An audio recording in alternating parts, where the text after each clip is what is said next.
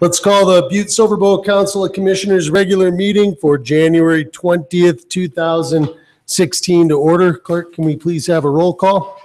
We have 12 present and 0 absent. All right. That said, Commissioner Henderson, can you lead us in the prayer and the pledge?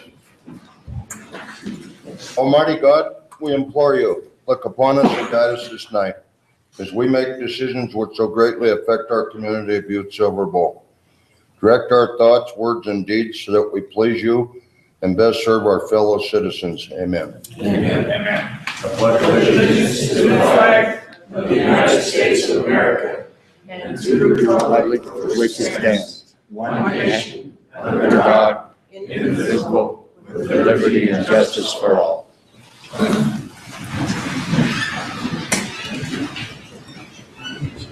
Before we head into the regular meeting business, I would also like to call for a moment of silence for our departed former county attorney, Bob McCarthy. He served our community in the capacity for 28 years and was just a great member of our community. He'll be sorely missed, and we'd like to extend our thought, love, and prayers to Bob and his numerous friends and family. So let's please recognize Bob with a moment of silence.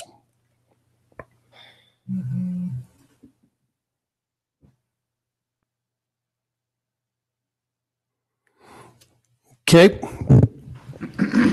Now would be the time for any public comment on items that are on tonight's consent agenda. So I see some new faces out in the audience tonight. Protocol states, come up, state your name and your address and what you'll be giving your public comment on, and try to keep it to a reasonable time length. So thank you.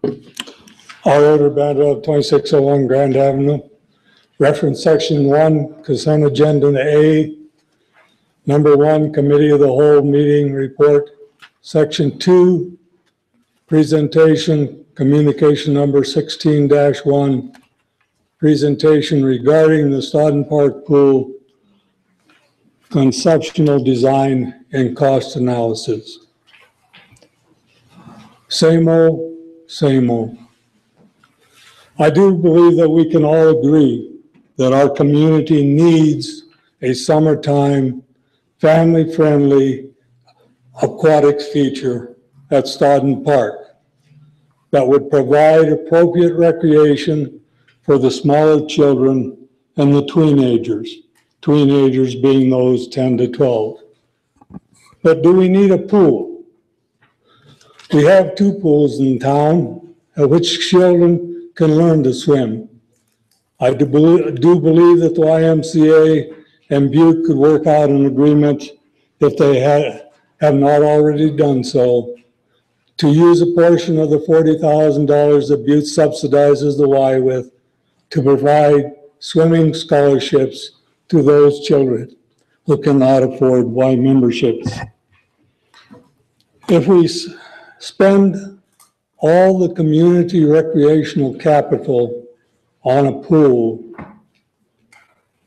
when we were told that the older teens are not going to use it anyhow, then where will we get the recreational capital to develop the kind of youth recreational facility at the Mount Con that the older teens would use, and maybe even the college students? Correct me if I am wrong, but as I remember the usage graphic from the 2011 Water Park Initiative, 80 to 90% of the activity was in the glorified splash pad area, and only 10 to 20% was in the pool area. So if we're not going to include a competitive length pool, what the Aquatic Special Interest Group, when they answered the survey, asked for, the question becomes, do we really need to use $5 million to $6 million of the community's recreational capital to accommodate a pool. When a splash pad with water slides could most probably be built for about $1 million and still provide the recreation that our children and our teenagers need. Here we are again with the same old, not taking into consideration that the climatic conditions in Butte are significantly different than where any other aquatics facility is located in the state of Montana. In the last 20 years, we have had an average of 2.6 days over 90 degrees high temperature. We've had an average of 22 days with nighttime temperatures above 50 degrees. And most afternoons, we have a brisk summer wind. To borrow one of Commissioner Henderson's expressions, I don't get it. We were told that at the last bond of $7.5 million failed because it included extra amenities besides the water park. And now we're proposing an $8.7 million bond, an increase of $1.2 million without the same amenities. The people I talked to did not vote no because of the extra amenities. They voted no because of the $7.5 million price tag on a facility that could only be used for 56 days a year because of the weather. It had to close because of the threat of lightning. So I ask again, do we really need a pool at Stodden Park? Or does Butte just need a family-friendly aquatics recreational feature at Stodden Park appropriate for the smaller children and teenagers? A glorified splash pad with a couple water slides ending in a splash pool. Couldn't that be built for a couple $1 million? And one of those Canadian bubbles, plexiglass with a retractable roof for another $1 million or so it could be used for a longer period of time?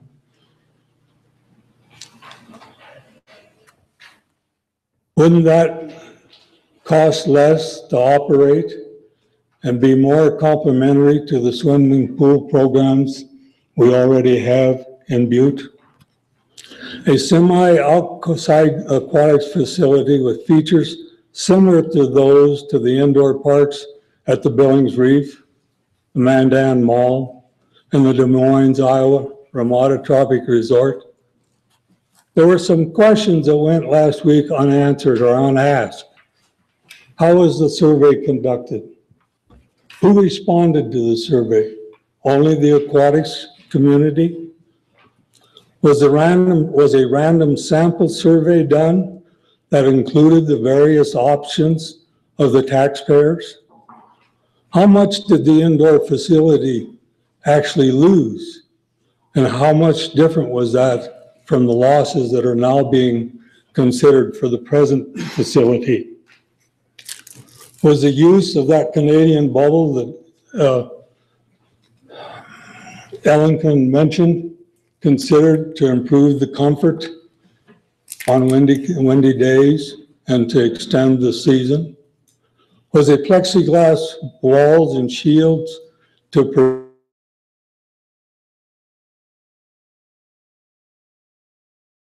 what type of aquatics feature does our older teenagers want? Has that been asked of the community? If you use all the community recreational capital on the pool at Stodden, where will we find recreational capital to provide something possibly at the Mount Con for the older, the more extreme children in our community? Butte has already spent $70,000 on engineering designs, $50,000 last time and $20,000 this, and still have not come up with a climatically appropriate proposal.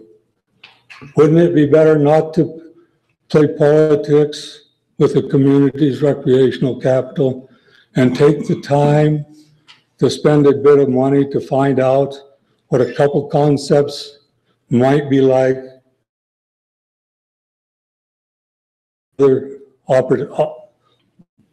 A climatic appropriate aquatics facility at Stoughton and a climatically appropriate youth recreational facility at the Mount Con. What's the rush? There's another election ballot coming up in November that the bond measure can put on. We have a greater, and then by that time, possibly we can pull together the greater community consensus on a holistic, community-wide youth aquatics recreational plan. Thank you. Thank you. Mark Revis, 842 West Galena. Guilt by association with Ed. I go to so many meetings with Ed. He asked me to do something. So I do donate my architectural services, and to further Ed's effort, I will donate some speed sketches that he referred to. I'm not supporting any idea here. I just think it's important that we have a chance to look at the options. And as Ed said, he would like to see that option presented to the community, and I can present it in a graphic way. So I'm offering my architectural services as a licensed architect to do some quick speed sketches of concepts that Ed is pushing. Thank you. Thank you, Mr. Revis. Rick Anderson, 3930 Saddle Rock Road. I'm here to speak in favor of the proposal that was put out by Mr. Gallagher. I've read it. I've read the details in his rebuttal to some of the questions that were raised on a Facebook entry he made. I've got to say I agree with him 100%. I disagree, with all respect, with the first gentleman that this is only for the small children and the tweeners.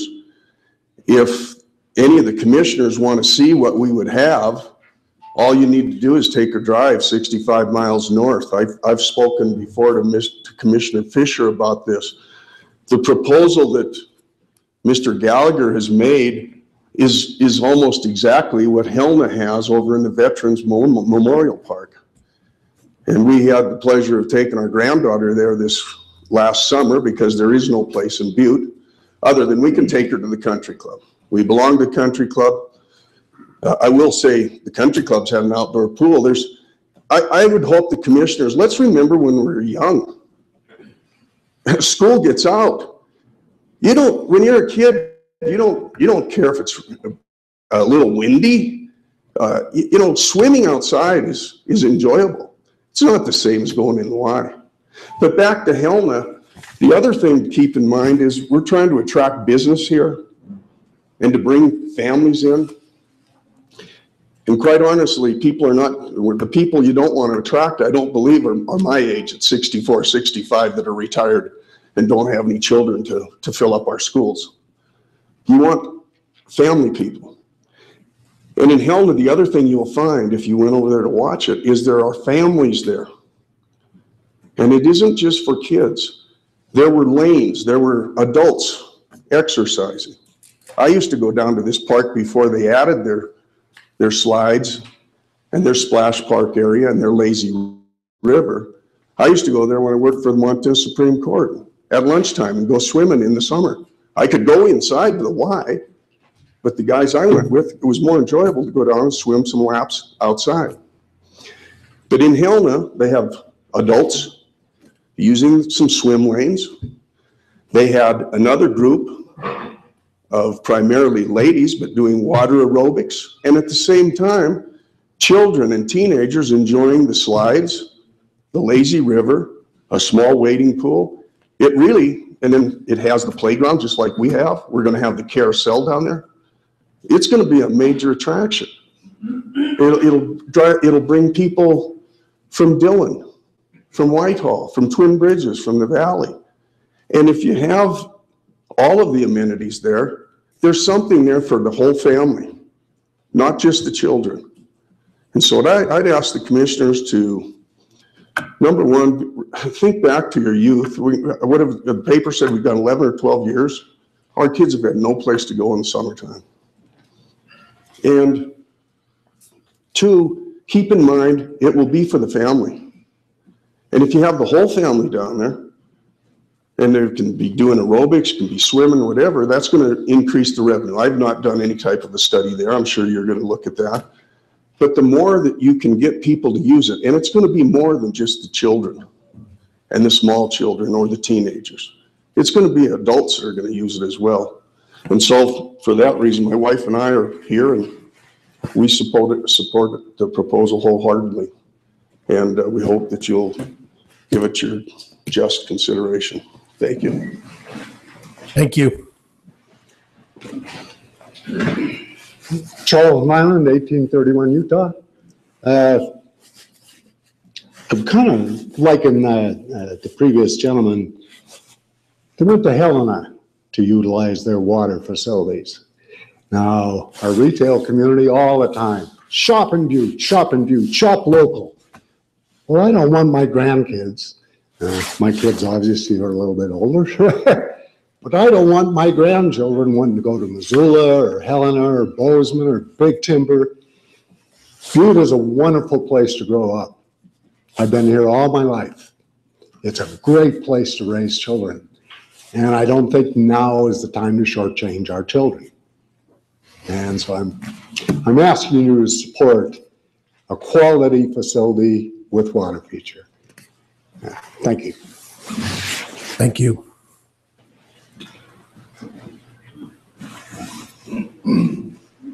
My name's Bob Green. I live at 900 West Gold. What a wonderful time to be here and share different perspectives in a civil fashion. I feel kind of like the kid in school that one guy took all his answers. Mr. Anderson took all my stuff, man. What can I say?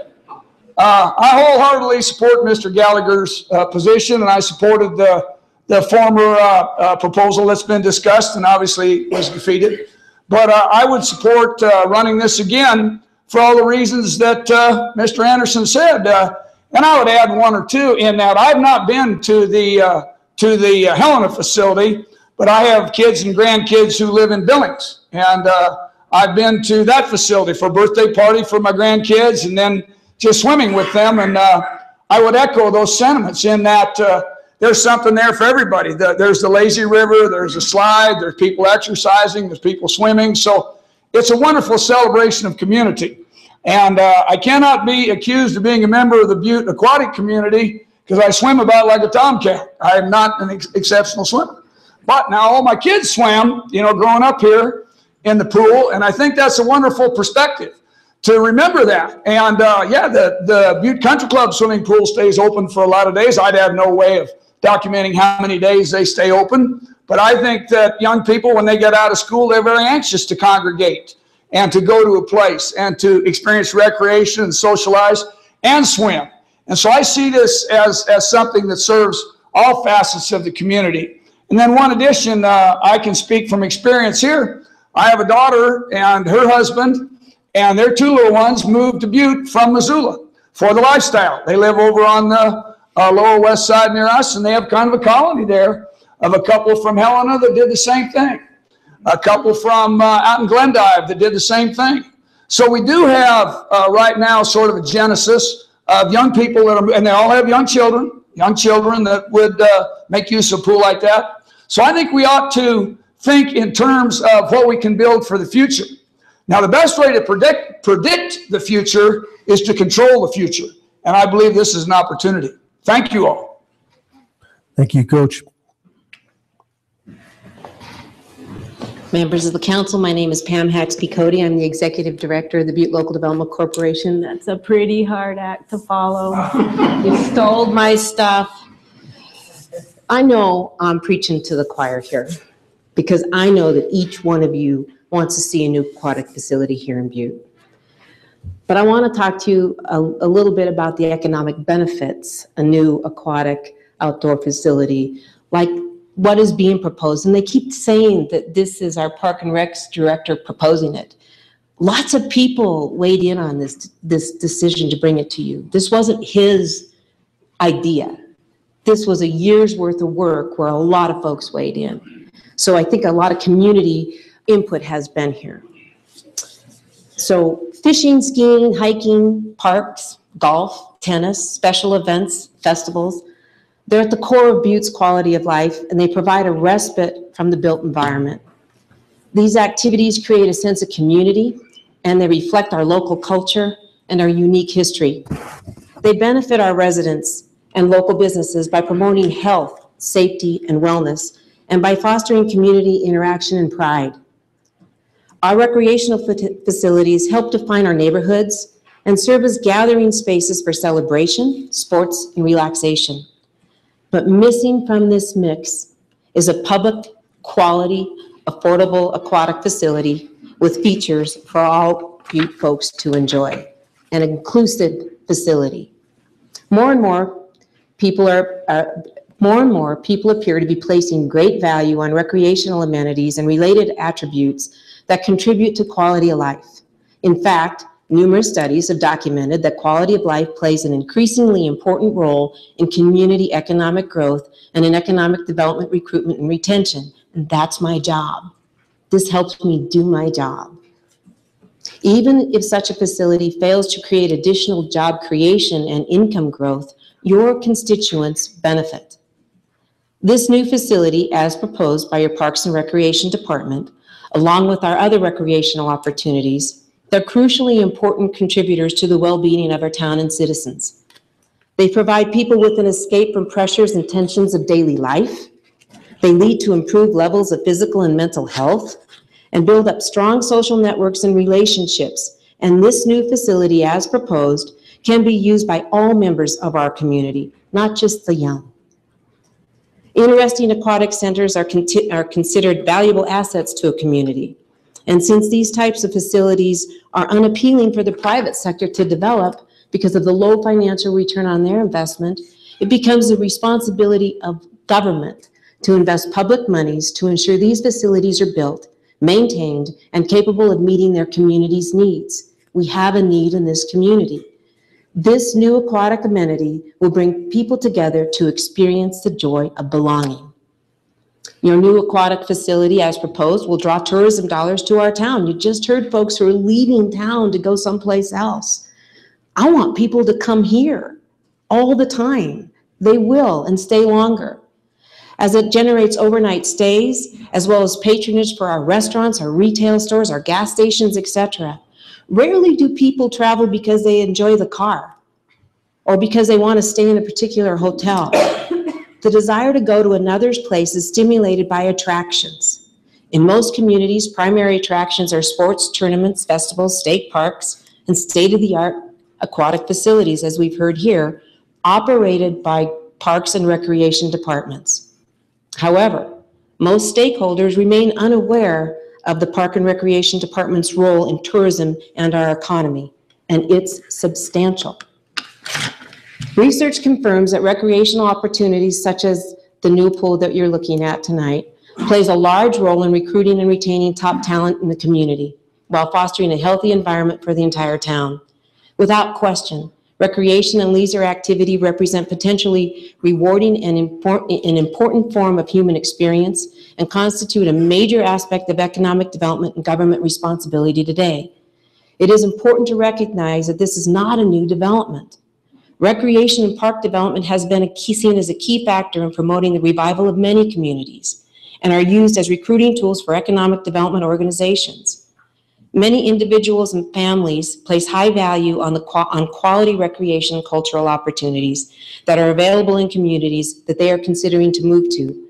And businesses regard this factor as an important element with respect to staff recruitment and retention. Bottom line, this new aquatic center, as proposed, is a good financial investment for our community. It will be a source of positive economic benefits. It will enhance property values. It will increase municipal revenue. It will bring in home buyers and workers and attract retirees. Knowledge workers and talent are attracted to live and work in a community that has plenty of recreational opportunities, and an aquatic facility is high on the list of the amenities that these folks seek. Butte companies work hard to retain and attract talent. Several studies have been conducted to determine what factors are important to talent when they're making employment decisions. A recent study found that quality of life in a community increases the attractiveness of a job by 33%. Knowledge workers prefer places with a diverse range of outdoor recreational activities, from walking trails to rock climbing and to interesting and fun water parks. Workers attracted to an area are then positioned to put money back into our local economy through their jobs, housing, and taxes. Most people, even millennials, or what I like to call them young professionals, because I hate that word, want to live near their families. I want mine living near their family, where they grew up, meaning that if you could create an interesting place, they're likelier to stay here or come back here. And guess what? We don't need endless hip urban fabric of New York or San Francisco to compete. The only thing that we're missing in our community is a quality, fun, aquatic center that's been proposed. For most cities, that's an achievable goal. It can be ours too. So please, I hope you'll support what's been advanced to you. It's important. Thank you for your time. Thank you, Pam.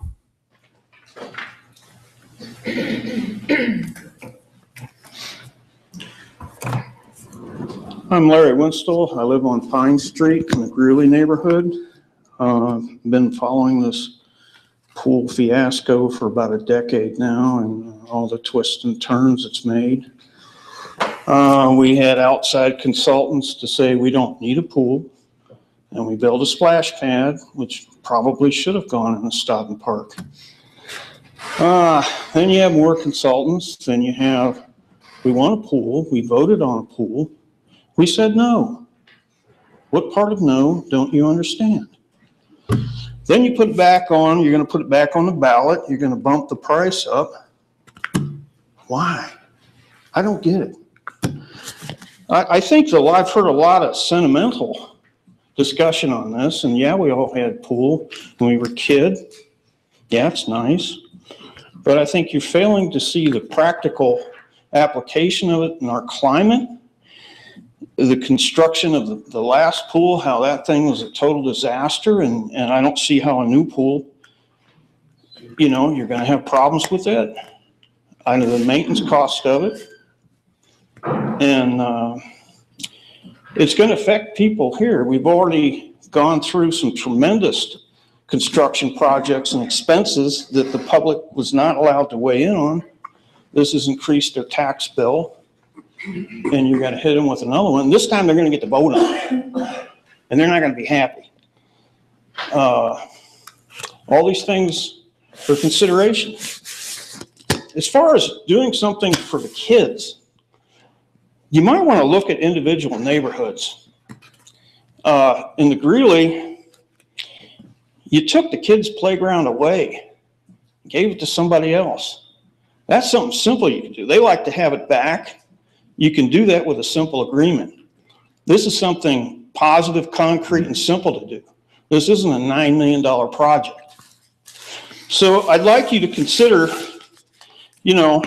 maybe some more down-to-earth ideas. I'd like you to consider listening to the community and community groups, community councils, rather than these big over-the-top government projects. Thank you. Thank you, Larry.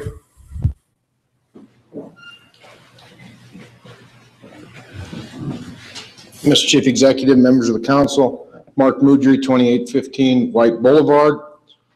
I'm here to speak in favor of the proposal before you tonight to pass forward to the voters. As a community and as a local government, we've been kicking this can down the road for 10 years. And to agree with one of Mr. Vander Roop's points, I did a little research, and children 10 to 14 are the highest use group for a public aquatics facility. Those kids are 10 to 24 right now. So we are getting dangerously close to surpassing a full generation without a public pool or aquatics facility in this community. I understand that the price tag is hard to swallow. I understand that it will encumber some of our lower income and fixed income citizens. But really the only charge before you tonight is to pass that on to those people and let them decide. I believe what Mr. Gallagher and our consultants and the local government has placed before you is something that makes sense from many of the things that Ms. Cody said, from an economic perspective, from a use perspective. No one said that an aquatics facility in Butte, Montana is practical. Let's be honest, it is not. We all know that. But again, when we talk about our children, our future generations, our young people, our business retention, our business recruitment, it's vital to our community. We are the only community of the Big Seven that does not have anything. So I urge you, please put this to the voters, let them decide. If in fact the community does not want this, you'll find out in June. And then we're back to the drawing board once again. But it's been 10 years, so let them decide. Thank you. Thank you, Mark.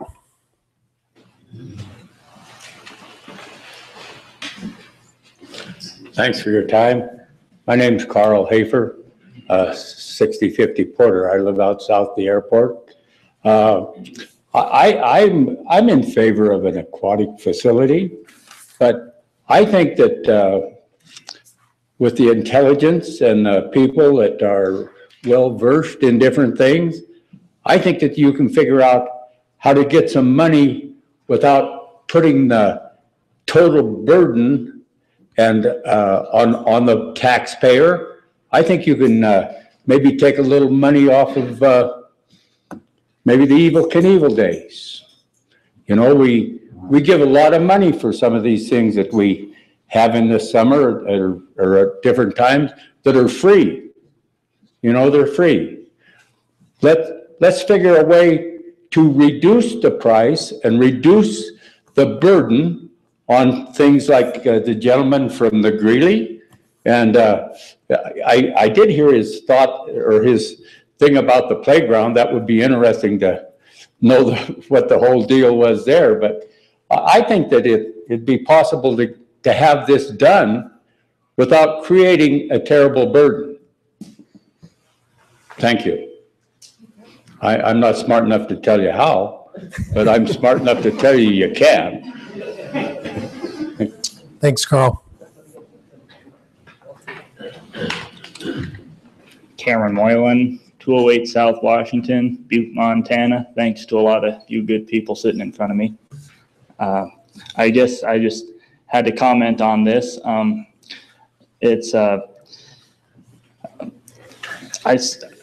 guess where I have a problem, I think it's completely reasonable for people to want a functional outdoor pool in a city this size or even a water park. But my main problem is with, I guess, the extra dollars that would be spent on this when a facility just as grand could be built for far less. I did a little research looking up some numbers, and I think it's just been wrong with the existing Corrette Memorial Pool, and building has just been written off like it has. I know it would be expensive to fix, but it just seems so clear to me that it would be cheaper to incorporate it into a new facility rather than demolish it. Back in 1969, J.E. Corrette donated $100,000 to Butte-Silver to build that pool. The total cost of it was $248,000, and adjusted for today's, adjusted to 2015 dollars, that's $1,601,640. So I would say it's safe to assume that that facility has retained at least half of its value in spite of its dilapidation, which would mean it's probably worth somewhere in the range of $700,000. And I'm not saying that it would have to be refurbished or I think what it should be, no matter what, is whether it ends up just being a plain old pool or whether it ends up being a water park. I think it just be incorporated. The new facility should be added on, the new building should be added on to the old one.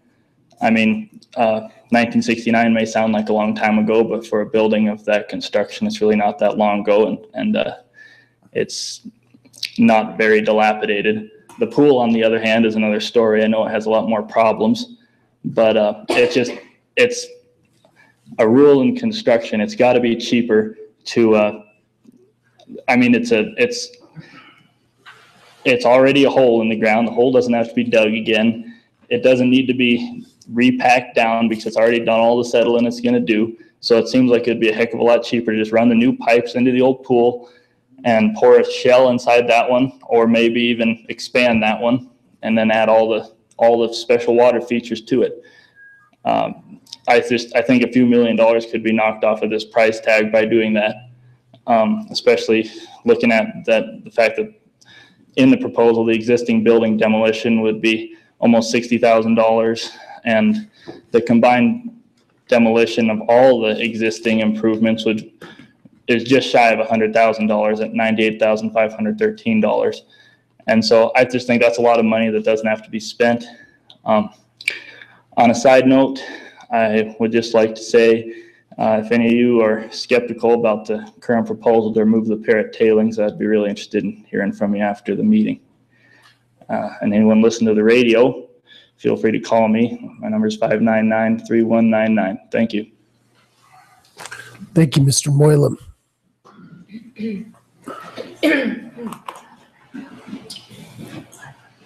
My name's Shane Worley, 3540 South Dakota in Butte here. I'm here to speak in favor of the pool, and one thing I'd like to bring up, I have two children, ages 11 and 14.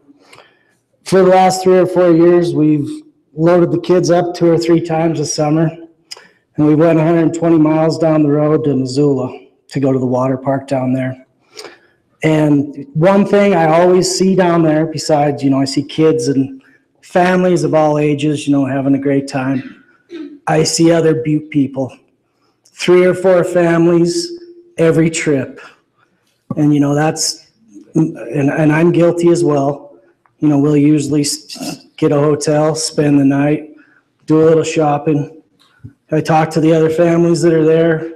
They're usually doing the same thing. I think it's a lot of money that's leaving our community. And I think Mr. Gallagher and his staff have put together a real good proposal.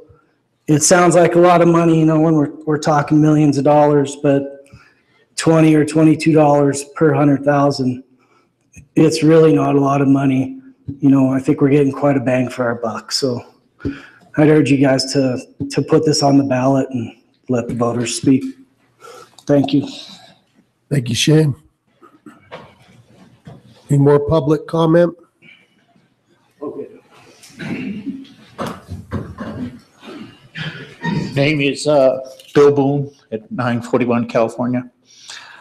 The last time this was up and it went to the vote, seemed like the reason for it to fail was because of the water company. And the increase of that was the excuse that they had that it did fail. At that time, they put it out and it was too much for the taxpayers. This time around, it's a little bit different, I think. The economy with the Montana resources is down quite a bit. No bonuses. Whitehall, a lot of people out of Butte work there. They've lost their job. Deer Lodge has been cut back, and the tax base, the payers, aren't in a good mood, I don't think. They're tight on their budget, they've lost their job, and they're trying to make ends meet, which would be maybe a cynical outlook on something that the kids deserve. But you have to address that. Optimization and utilization, I say, would be important on times have changed. with the aquatic parks coming in compared to a pool. What would the younger kids prefer? A pool or an aquatic facility? My granddaughter and grandkids that I take and utilize going to Clark's Park, they like it. It's a little crowded sometimes, but they prefer that than the YMCA. We support the YMCA going with swimming lessons. It's a little warmer there, which is a consideration to get into the water for the younger ones. They come out sometimes like a little tuna or something. But I would consider, I would be for some kind of aquatics facility at Stoughton. Like to have it expanded at Clark's Park into one there, but I don't think that'll go. But the way the voting public is, and this one just keeps coming back and back. And it seems to be, we've got to have a pool. But if it goes up to the voting public, I'd like to see some options open on the vote for different plans. Thank you. Thank you, sir. No further public comment? Okay, thank you all. Seeing none further, we'll move into the approval of the minutes from the January 6, 2016 regular meeting. Commissioner Shaw. Thank you, Mr. Chief Executive, and thank you to Colleen for doing those minutes for us. Appreciate that. I move to approve the minutes of the regular meeting of January 6, 2016. Second. We have a motion and a second. Seeing nothing on the question, all those in favor? Aye. Opposed? Motion carries. And I would say on behalf of the clerk and recorder staff who do keep these minutes, they have asked for all commissioners to please speak clearly into your microphone to make their jobs easier. So thank you. We have no items to be addressed on the agenda that aren't already there, which moves to the Chief Executive's report, which I will forego this evening. At this point, I would like to move Communication 16-30, which is the my request for council concurrence on the appointment of our new Human Resource Director, Leslie Clark, to the beginning of the agenda. And so at this point, I would ask for the council's concurrence in the appointment of Miss Leslie Clark as the Director of the Human Resource Department. Leslie, if you don't mind standing up, just so folks see who you are. We went through a very, very arduous and deliberative selection process. Commissioner Foley, being the Personnel Committee Chair, was part of that committee, and so I would call on Commissioner Foley to make the motion. Commissioner Foley? Thank you, Mr. Chief Executive. I'll make a motion to concur with the request of the Chief Executive an appointment of Ms. Leslie Clark as Director of the Human Resource Department and place Communication 16-30 on file. Second. Okay, we have a motion and a second. Is there anything on the question? Seeing none, all those in favor say aye. Aye. Opposed? Seeing none, motion carries. Congratulations, Ms. Clark.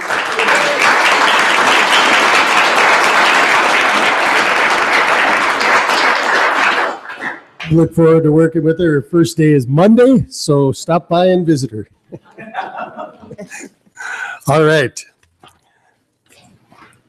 Moving into the consent agenda, is there any segregations or friendly amendments, Commissioner Shaw? Thank you, Mr. Chief Executive. I would like to segregate item number 8 under our communications section 1B, 16-22. Okay, Commissioner Henderson. I got the microphone up. Mr. Chief Executive, I'd like to segregate number 19, 16-34. Okay, Commissioner McDonough. Oh, he took it? Commissioner Fisher? Thank you, Mr. Chief Executive. I would like to segregate number 716-21, number 1816-33. Okay. Thank you. Commissioner Morgan? Thank you, Mr. Chief Executive. I'd like to segregate communication number 416-17. And being that communication number 19 is being segregated, I will segregate communication number 1016-24. Okay. Anything further? Okay, seeing none, Commissioner Shaw. Thank you, Mr. Chief Executive. I move to approve the consent agenda A 1 through 4 and B 1 through 21 with the following exceptions. Item 4, that's 16-17. Item 7, that's 16-21. Item 8, 16-22. Item 10, 16-24. Item 18, 16-33. And item 19, 16-34. Second. Okay, we have a motion and a second. Nothing further. All those in favor? Aye. Opposed? Motion passes. We'll go in order. So Commissioner Morgan, Communication 1617, Ed Fisher, Chief of the Boulevard Fire Department, requesting council authorization for the Chief Executive to sign 2 FEMA grants in January 2016. Commissioner Morgan. Thank you, Mr. Chief Executive. The reason that I segregated this is I understand this is the procedure of asking to apply for FEMA grants. I don't know if Danette would want to speak on its behalf tonight and let me know where this funding source would come from, or if it would be more appropriate to send it to the Finance and Budget Committee and just be aware of where we can find this funding source. I do realize that there are other fire departments out there that do not ask for this before they receive the FEMA grants. But in my opinion, at that point, if we can't find the funding, that's our reason to disallow them to get that grant. But if we approve this tonight, we got to find the money from somewhere. So, Danette, I just kind of wanted to see what your thoughts were on it. Danette? Sure. Chief Executive Vincent, Commissioner Morgan, for the record, Danette Gleason, the Finance and Budget Director. I would rather it be referred to Finance and Budget Committee. I've had some short conversations with Commissioner Sorch as well in regards to the funding aspect. It is not part of the original 15-16 budget. So we would have to look at possibly doing an unanticipated revenue resolution or taking it from another source of the fire department budget. So right now, I think the best action would be to refer it to Finance and Budget. Okay. Commissioner Morgan. So with that being said, I'll make a motion that we place or remove communication number 16-17 to the Finance and Buddy Commission, Budget Committee, and await their recommendation. Second. Okay, we have a motion and a second to forward the communication to the Finance and Budget Committee. On the question, Commissioner Foley. Thank you. Just wanted to make a comment. This is my district and I represent the Boulevard Fire Department. This is a common occurrence that does occur, and I appreciate Commissioner Morgan's concern where the money is as far as the matching fund if they're successful. 2 things I'd like to say in the past, and Director Gleason can confirm this, but and so could Commissioner or Director Miller. The money that usually is used for matching funds in some of these grants is the wildlife fund, where volunteer fire departments go out and that money is placed in a separate account and used for different things such as this for matching fund. The other source that is a logical source and the money is there, and I think she can confirm that, is the fire equipment fund, and that's exactly what that's there for. The money will be there. There will be additional money added each year, so the money is there. And just to clarify, this is a grant that I commend the Boulevard Department for putting in for this grant, because in the long run, it would save the taxpayers this tremendous amount of money. As we just appropriated quite a bit of money for new fire trucks for the paid and for Big Butte Fire Department. They are one of the few departments that, as you said, that actually follow the procedure and bring it to council. They're actually also one of the few departments that actually put in for grants instead of waiting for this government to actually flip the bill. So I want to stress that you can certainly go into the budget and finance and discuss this, but this is the same procedure has been done on numerous occasions and has been concurred by Director Miller in the past. So Thank you, Commissioner Foley. Ms. Gleason. Chief Executive Vincent, to respond a little bit to Commissioner Foley, right now, all of my recommendation is to move it to finance and budget because the current budget authority is not there. There is wildland fire revenue that has been collected and received. I'd have to go back through and look. I think there's at least a 5% grant match. I haven't read the whole grant myself. On a 450 some thousand plus. So we'd have to go back through and reappropriate the budget authority because there's not budget authority under the wildland fire money right now. There's only the revenue and the cash sitting in the account if we chose to use that source of funding. Commissioner Foley is correct. There is money in the 2488, the fire equipment fund. We always just take those recommendations from the fire advisory committee when they send them to us as to how to allocate those funds for capital expenditures. I've not received any of that communication thus far. Thank you.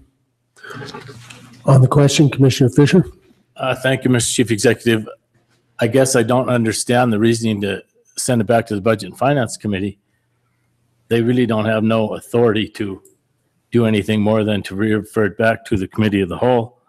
We really don't have no authority to approve or disapprove, or, I mean, the authority of the Budget and Finance Committee really has nothing to do with the 5% match of this grant that I can see that would weigh in on this. Danette? Right. Chief Executive Vincent, Commissioner Fisher, it would just add more discussion to the process if we wanted to move farther along into the anticipated revenue resolution. I haven't had any conversations with anybody in regards to this, so it was just brought to my attention when I was reading the council agenda on Monday. So I haven't seen any of this. I think we need to thoroughly go through the application and know how they're applying for this grant, and then make a recommendation back out to whether we go through the unanticipated revenue. It's a different scenario as far as an outside volunteer entity coming to us, and whether the fire advisory comes to us. Somebody has to come to me and ask me for the unanticipated revenue resolution. Very good. So we have a motion and a second. Nothing further on the question. All those in favor? Aye. Opposed? Okay, motion carries. Communication 16-21, Dave Schultz, Public Works Director, requesting time on the February 3rd regular meeting of the Council of Commissioners to take a final vote on the selection of the new location for the county shop site. Commissioner Fisher. Thank you, Mr. Chief Executive. Reason for segregation of this communication is I am wondering, in the past, we've had issues on other things. How is the process and procedure for selecting a site going to be? Are we going to be given a site and vote yes or no? Are we going to be given 3 sites and evaluate them, or we vote yes or no on 3 sites? Is there a process and procedure set up prior to February 3rd when we will be taking this final vote? If you remember, I think it was the pool or one of them before, we had a kind of a difficult time deciding whether we're going to put 3 options to the council, or yes and no 3 times, or I'm just concerned about how we're going to do that. And if someone has an answer, I would appreciate it. Thank you. Well, I believe a little later on in the agenda on communication 16-20 under section 3, Mr. Schultz is going to be giving an updated presentation with additional information, and I'm certain he will answer that question then, Commissioner Fisher. Thank you. Can you? Would you care to recommendation? Give a recommendation? Well, I would like to recommend that we hear his proposals prior to, either recommending this to the Committee of the Whole or concurring it or whatever. But I guess at this time, the recommendation for 16-21 be referred to the Committee of the Whole. Thank you. Second. Okay, we have a motion and a second to refer to the Committee of the Whole. Is there anything on the question? Seeing none, all those in favor? Aye. Opposed? Motion carries. Communication 16-22, the Butte Community Fitness Foundation, and SHGF Productions requesting council permission to hold Snow Flinga, a community-sponsored event on January 29th through January 31st to celebrate winter. Commissioner Shaw. Thank you, Mr. Chief Executive. Excuse me. We originally had this held in the committee of the whole, but I received a copy of the insurance liability insurance verification from Bob Lazary. I thank you for that. And I would just move to change my recommendation to concur with Communication 16-22 and place this on file since we've received all the appropriate authority to do so. Second. Okay, we have a motion and a second to concur. On the question, I'd call on Mr. Gallagher just if he wants to give a little more information on this so folks know what's up. And after that, on the question, Commissioner McDonough. So.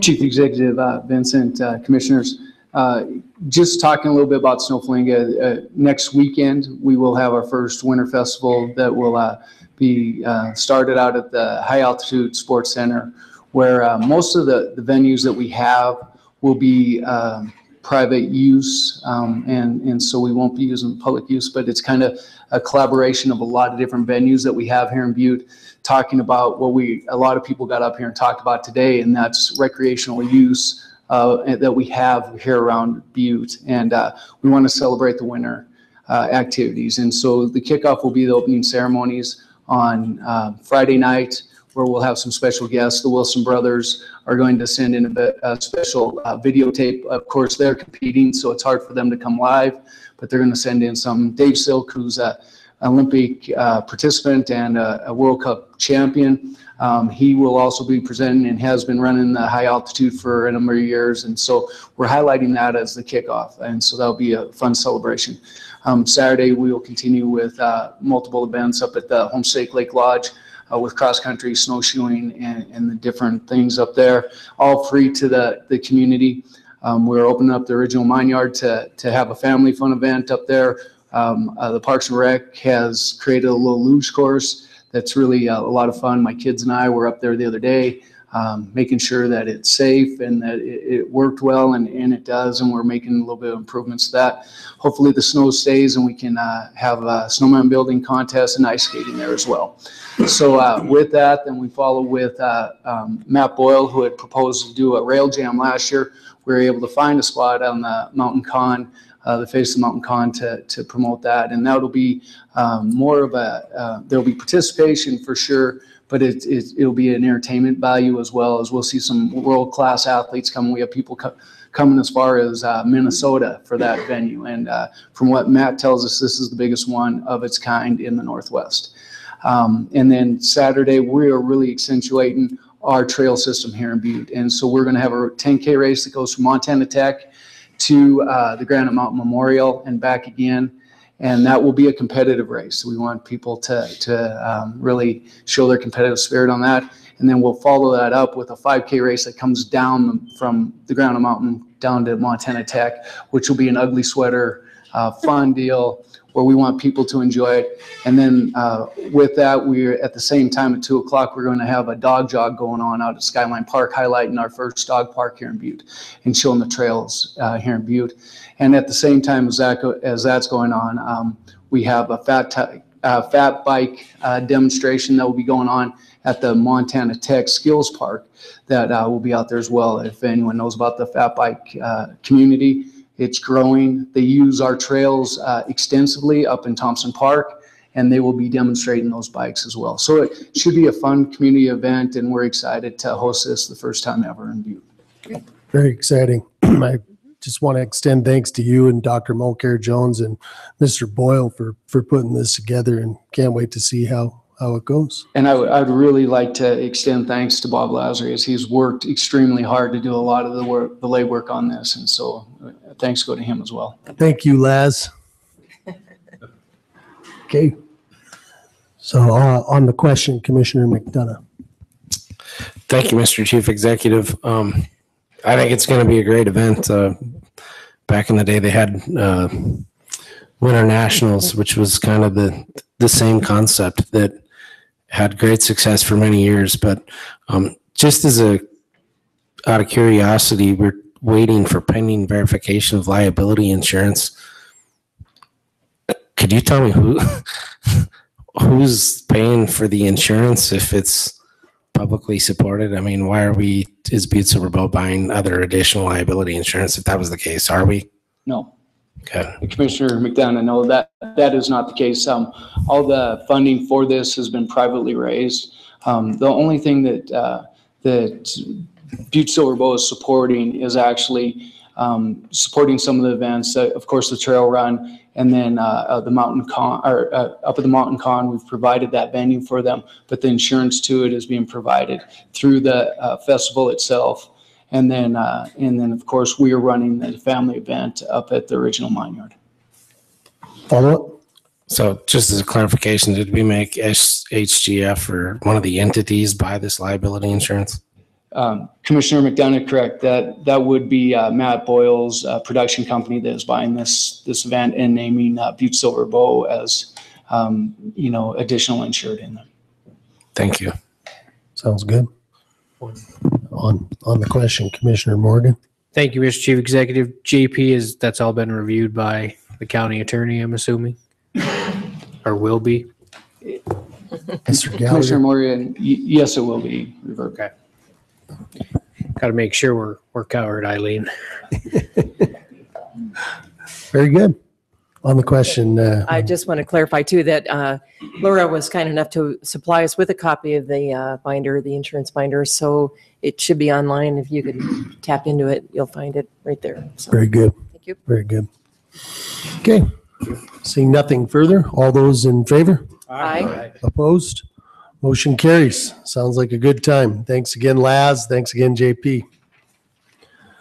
Moving along, communication 16-24, Danette Gleason, Finance and Budget Director, requesting council authorize the Chief Executive and the Finance and Budget Director to execute the letter of engagement with D.A. Davidson relating to the potential offering and issuance of general obligation bond for a new aquatic facility. Commissioner Morgan. Thank you, Mr. Chief Executive. The reason that I segregated this is just because communication number 1916-34 is farther on the agenda, and there were some questions from other commissioners. So I don't know. I think we need to go to that communication before we vote on this one, if that's okay, if we could change the order of it a little bit. So granted, and so let's hop across to, so to speak, as the page is concerned. Communication 16-34, JP Gallagher, Parks and Recreation Director, requesting council approval of a resolution authorizing a ballot issue presented to voters on June 7th, 2016. Commissioner Henderson, you segregated this. Mr. Chief Executive, I guess there was so much said there by the folks that it's going to cross over a lot of things I had to say too. So, but I do have to say them.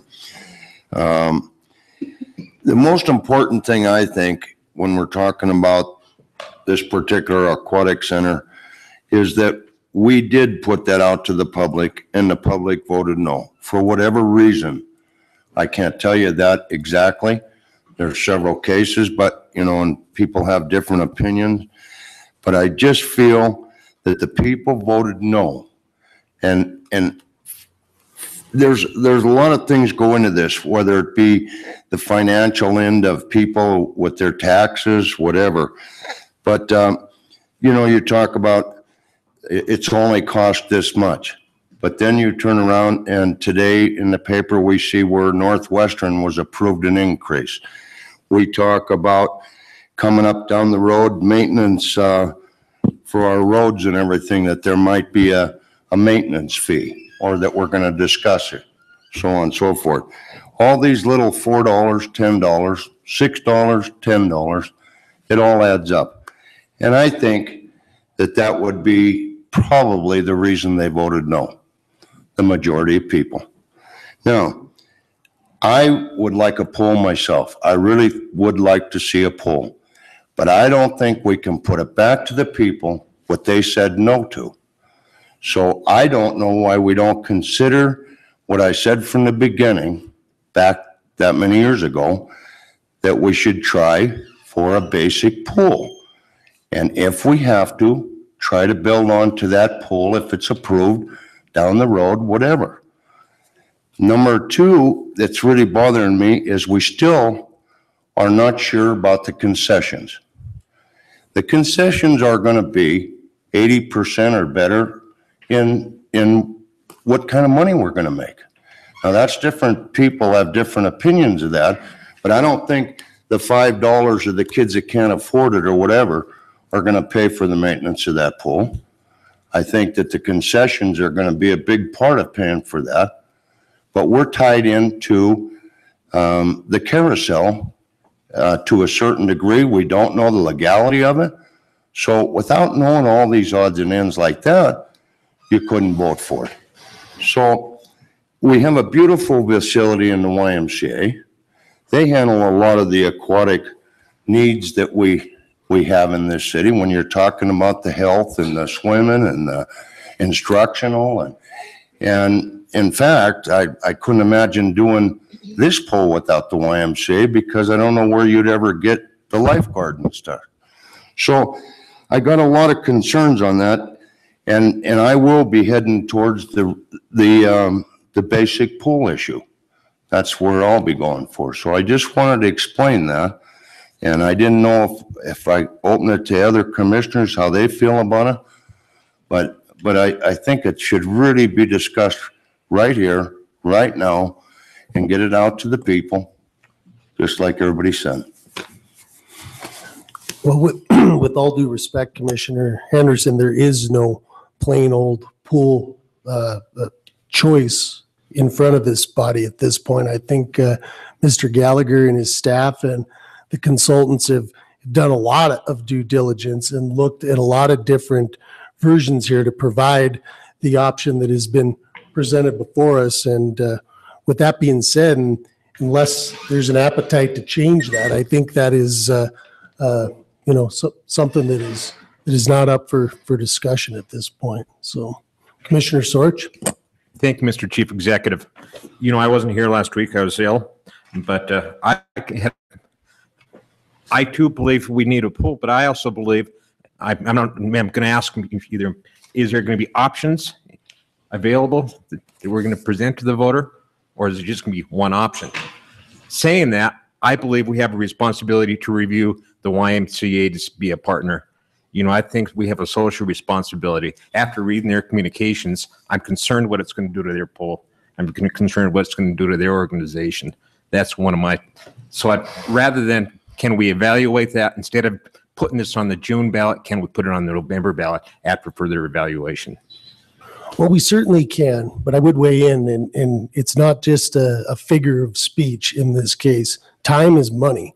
The longer we wait, the more expensive this pool gets. And I think one of the main reasons why we're moving forward in hopes to get it on the June ballot is we can make a decision that if it is affirmative, we can start construction of this pool in the 2016 construction season and save real dollars in this decision. I mean, there's a $1.5 million delta between the plain old pool that you described, Commissioner Henderson, and what has been proposed here. And I can assure you, just in the experience that I have at looking at these large construction projects, it would not be unreasonable at all to see a $1.5 million increase in the cost of that pool if we wait another year. And so that's one of the reasons why we're looking at getting this thing on the June ballot.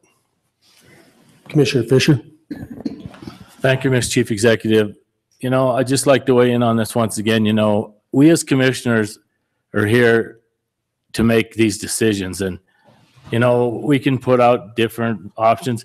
This is something that we should put to the voters the way it stands and let them make the decision.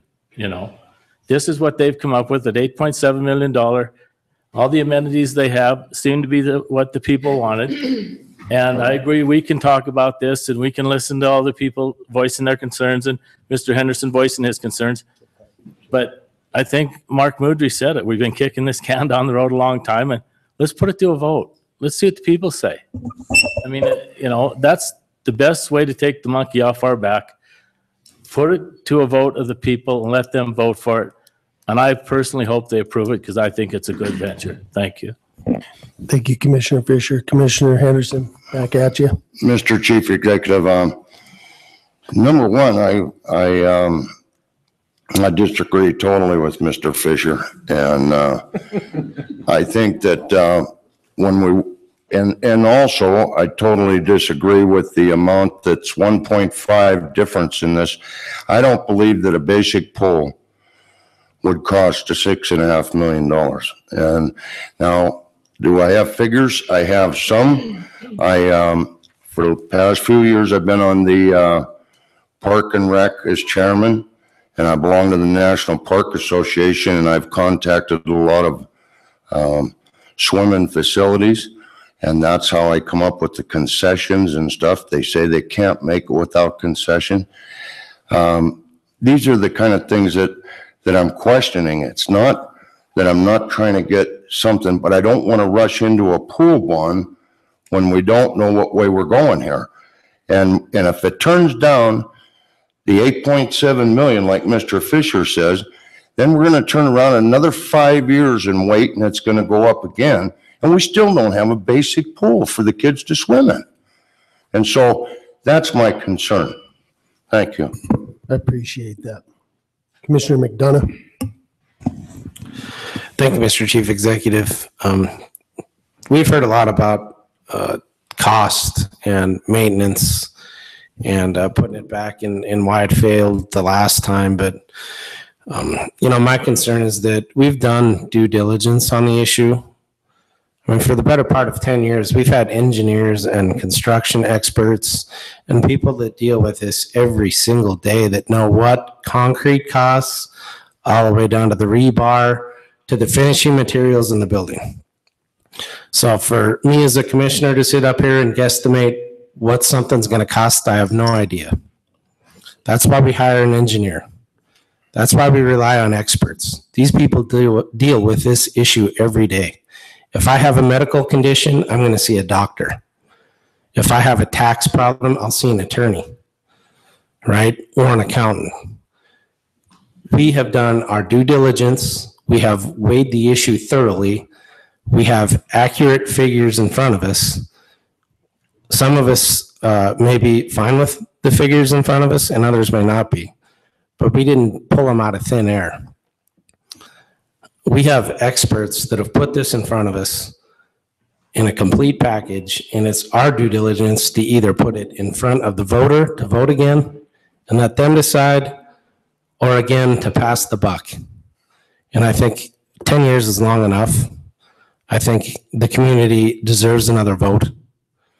If they don't like it, they're going to vote against it, and if they're in support of it, they'll vote for it. But let the chips fall where they may. My heartburn with the issue is that it's reported or proposed that we have thrown out an $8.7 million figure without any thought or process or due diligence to the process, which is completely false and inaccurate. The experts have determined what it costs. We have the price tag. And for any member of the commission, in my opinion, or the public to just randomly throw out figures of what something may or may not cost is just hearsay. Thank you. Thank you, Commissioner Anderson, and then Commissioner Ralph. Thank you very much, Chief Executive. Just to weigh in on this, as everyone else has, every 4 years we have elections. We're up for election every 4 years. The Chief Executive is. Last time this was voted on was in 11, so 5 years ago in May sometime. So that's 5 years. I think we all have an opportunity to reevaluate everything in 4 years. We can reevaluate this in 5 years. If it passes, great. If it fails, then we'll come back to the table in another 5-10 years and hopefully get something done then. But I would encourage the public to look at this and contact everybody here. I think it's a great proposal. As Commissioner McDonough said, we're not experts in this, but as Mr. Vanderup said, we've spent $70,000 on experts in this. And the experts that we hired with that $70,000 said, A, it'd be a good idea to have a swimming pool here. They said that having a Plano pool option would be about $6 million. They said the big water park that we're talking about with the water slides, the lazy river and other things would be about $8 million. So, well, 8.7. So the extra $1.5 million, I think is very well spent for all the additional features. It's going to offer an awful lot more opportunity for the children, for teenagers, for adults. I know I go to the Y quite a bit to go swimming. I see an awful lot of adults at the Y swimming. Actually, I see more adults there than I do kids. And so, just for the record, I think it's going to be used by a very wide cross-section of the community, like a lot of the member community spoke here tonight said. That being said, the soonest we'll have this on the ballot is in June. So that's an awful lot of opportunity to ask questions and find out more facts. I talked to Park and Recs Director, Mr. Gallagher, earlier today, and he assured me that he'd like the opportunity to answer any of those questions. So, and I know that all of the commissioners would be happy to do so too. The original recommendation was this, to refer this to the committee of the whole. I think that's a good place for it, as it allows for more opportunity for further discussion. So at this time, I'd like to make a motion to go along with the original recommendation and refer this to the committee of the whole and hold it there for a while for that discussion. Second that. There's a second on that. On the question, can you give the Commissioner Ralph her turn? Thank you. Commissioner Anderson beat me to the punch. As long as we've been discussing it tonight, I see no reason to hold this for another week. I would like to make a motion that we concur with the recommendation, refer to the county attorney for the appropriate language and place on file. Okay, we have a substitute motion to refer Communication 1634 to the county attorney for the appropriate language and to place on file. And a second by Commissioner Fisher. Commissioner Fisher, did you still want to speak on the question or? Nope. Okay. Commissioner Shaw. Go ahead, Dan, you go first. You go, Rick. Okay, then, age before beauty. Well, I see Mark and Dan and I, we all started back in '07, and boy, we got the tour of the lifetime over at the old pool, and it was just terrible. And, you know, we really got thrown into it back in those days, and I can't believe it's been almost 10 years. Well, it's been 10 years it's been closed, but since we've been on board, and, you know, I want a pool in Butte as bad as anybody. And I've always pushed for a little more of a conservative approach. This was 5 years ago. It didn't go because there were a lot of elements involved. It wasn't just the pool. And if I recall, I think even Dan and myself, we just thought that there was too much on that ballot, and I never thought it would go just simply because of the nature of what was on there. 5 years later, here we sit. We're going through the same conversation. I see Philip over here with the Y. He's an awesome administrator, director of the Y. He wants to be partners, and I talked to JP today, and he assured me that we are not leaving the Y in the lurch. We are going to have partnership, and I don't know if JP wants to talk about that now, but I mean, I think we feel pretty confident that that is going to happen. Can I just digress and ask JP? You absolutely Okay, can. thank you. Chief Executive Vincent, Commissioner Shaw, I did have a conversation after you and I spoke today. I reached out to Philip and we started a dialogue of, you know, what his concerns were with the building of a new pool and how we would work together and partner together with that. And I assured him that, you know, we need each other to partner this together for both of the two ventures to be successful. And what the YMCA and under the direction of Mr. Borup is where they've come from just a few years ago when I was a principal at Whittier, and the successes they've had with our children and the community, they've had so many successes with helping kids with swimming and with water safety and different things like that. And we want to partner together with that to make sure that we're not detracting from any of the things that they're doing or taking away from any of their programming that they have, but working in partnership together to make sure that we have quality programming throughout that works together and making sure that they're successful and we're successful as well. And I think that we can do that. And it has to be an open dialogue of how we're going to work together, because the YMCA is an outstanding facility and something that Butte should be proud of. But I think this pool that is proposed in front of you is in that same realm as well. And I think that together we can work together on this and make sure that nobody is crossing boundaries and making, not to take away anything from the YMCA, but only to benefit both facilities. And then I also want to add that, and I made my comments in the paper and I meant them. I felt that we should maybe have an option, a plan B is one of my favorite expressions, and another option other than the pool that's being proposed. And I wasn't sure if Eileen had talked to somebody else about the possibility of adding something else to the ballot. But I think one of the things that I also found out today, and I heard from a lot of people, and you know, I can understand a lot of angles and I try to look at everybody's perspective. But one other thing that I hadn't thought of is you are going to have to tear out that facility, the old pool, someday anyways. And you're going to have to take it out and do what you have to do to remove it and secure it, make it viable for other options or what have you. And can you tell us what that would cost? Because that's another element that would be involved in the idea of, you know, putting something else there. If we just have to take it and turn it back into a lawn, for example, you know, I just would appreciate if you could address that. Commissioner Shaw, with what you're asking there, I have not put the figures together, but I know just we did put in what the tearing out the old bathhouse would be and elevating the ground. All those things are the costs that are pretty much associated with it, but we'd also have to go in and resod and put in park elements, trees and amenities in there, because we have a beautiful area right there. That is where our war memorial, that's where a lot of ceremonies are done. It's definitely not a place, right now it's an eyesore that sits in the backdrop of those things.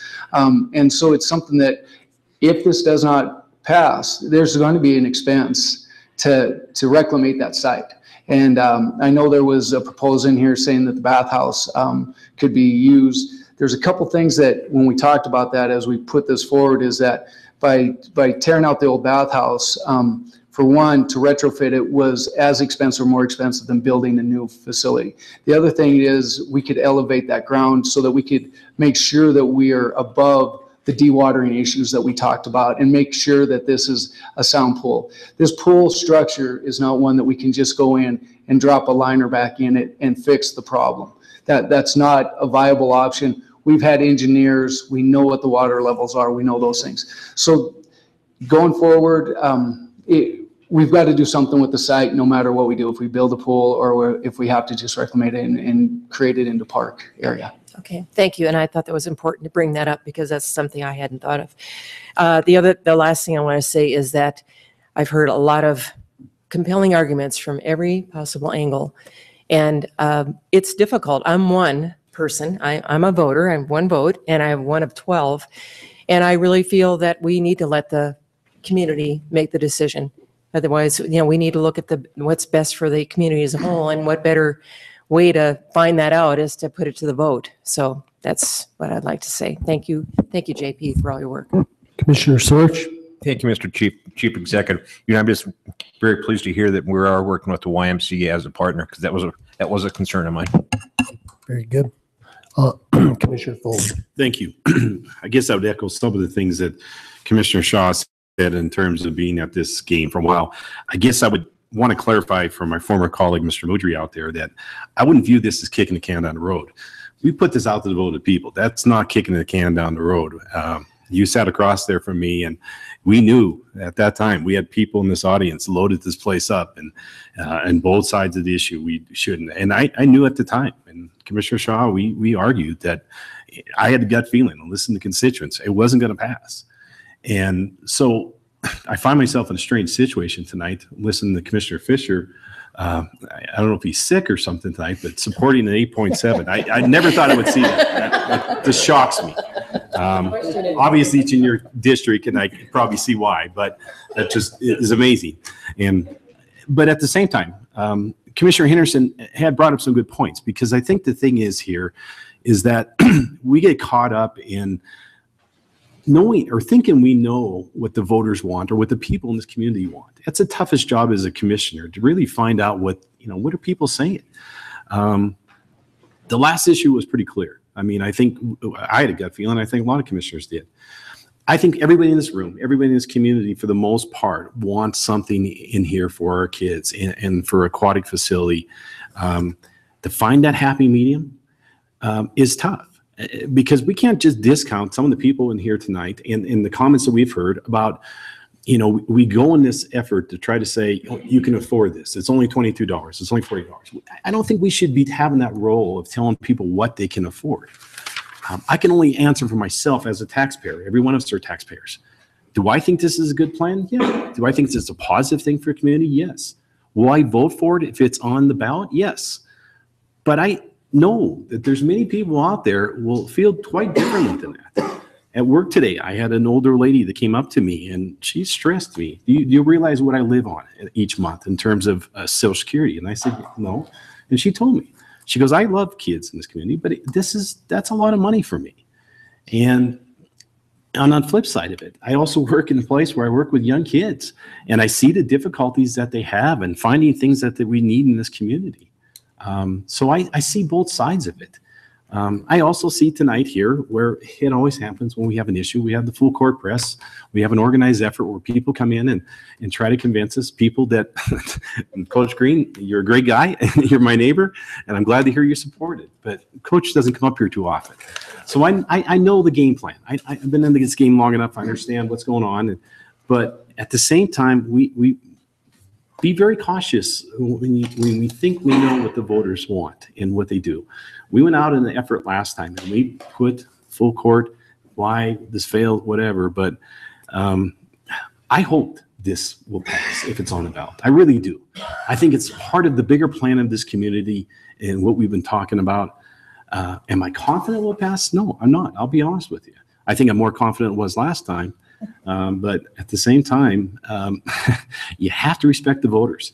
And Mr. Henderson, even though I don't agree with him a lot of times, he makes a very valid point. They did send a message. And if we don't get that, this is actually an increase, not a decrease. And, that makes me tough, because I agree with Mr. Henderson, because the fact that if this goes down again, we're out of a pool of some recreational activity. So it's a gamble here, my friends. It's not as simple as just throwing this out. It's going to be a slam dunk, because I'm telling you, it's not. So I'm stressed over this because, there was a lot of personal issues that went on here in different groups and a lot of heated exchanges. Former Commissioner Mudry knows that. And so I'm hopeful, but at the same time, I'm also very leery of this. So, Director Gallagher, I appreciate your efforts. I know you're in the hot spot here, and I commend you. You're doing your job. You're trying to bring this back to the fore of the people, and we'll see what happens. Thank you. Very good. Commissioner Purdue-Dolan.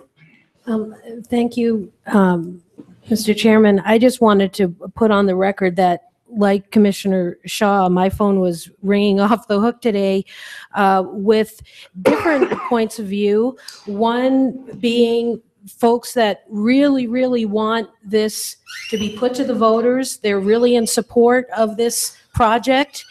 Folks that want options, and folks that just don't want anything. They just want that hole filled up and grass put on it. And I was actually shocked about the various points of view and the engagement and the amount of veracity in the comments and the folks that were calling. And the fact that they're all in my district. So that is the unbelievable engagement of people with this particular issue. So I concur with Commissioner Foley that this is a tough one, and the fact that we had a spirited debate at my dinner table last night with my 16-year-old son, who, like all other young boys want to swim and love to swim and really miss having a pool in the summertime.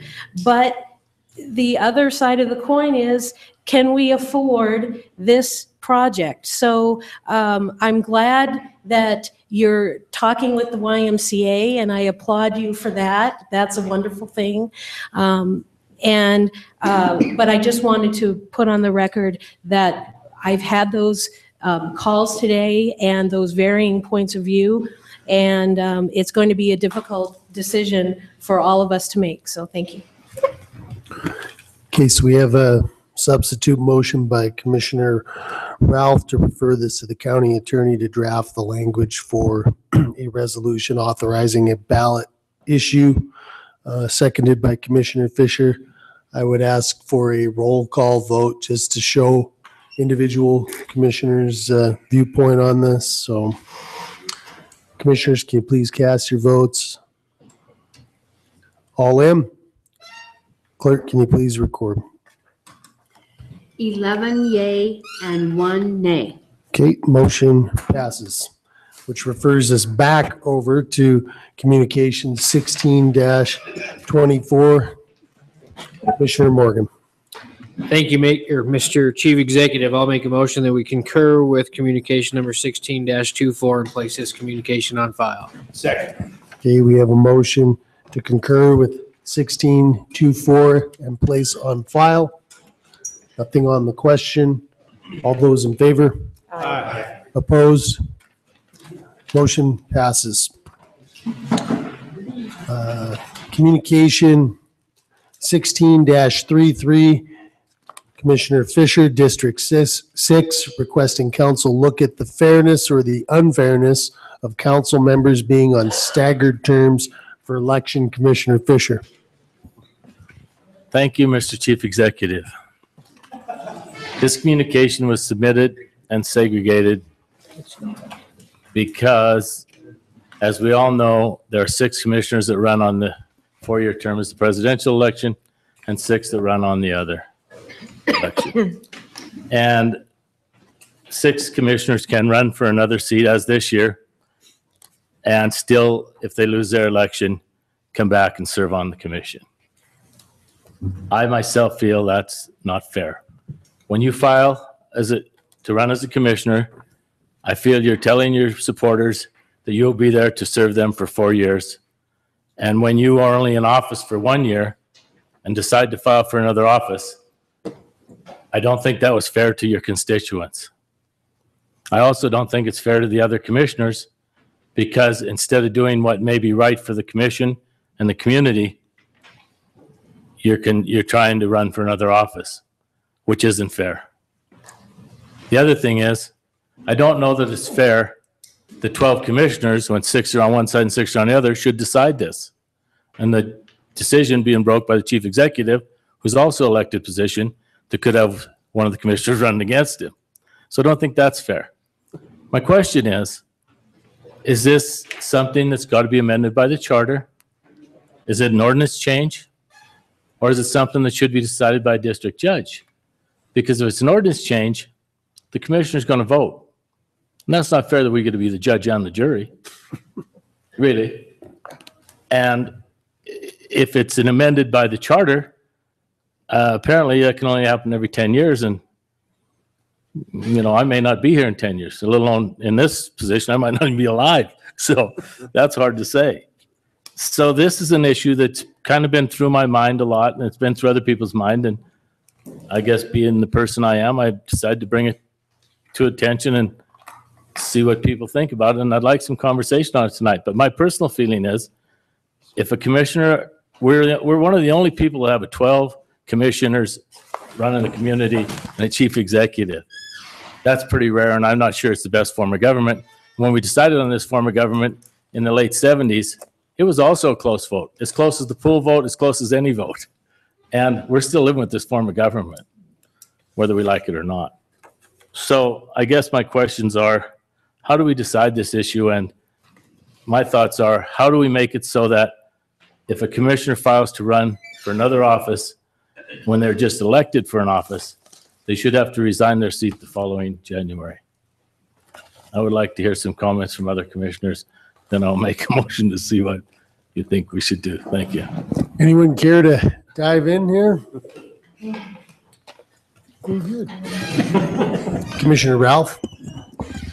Well, thank you. As the only commissioner who falls in this boat, I'm the only commissioner who has filed for an office, who is on council, and who would, I believe Palmer is up this year. So yeah, so I'm the only one who has filed for an office, and my term is not expiring at the end of this year. I'll just make it plain what my intentions are. I believe that the people of my district voted for me to uphold duties of office. I intend to uphold those duties of office until either A, my term expires, or B, the people of Butte decide to promote me and put me in a different position. Thank you. Commissioner Sorch? Thank you, Mr. Chief Executive. I guess before we discuss any more of this, we should probably find the legality. And so I would ask the county attorney to please weigh in. Well, County Attorney Joyce, can you help us out here?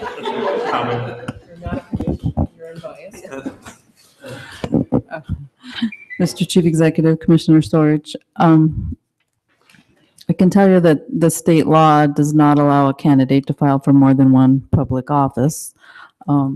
So,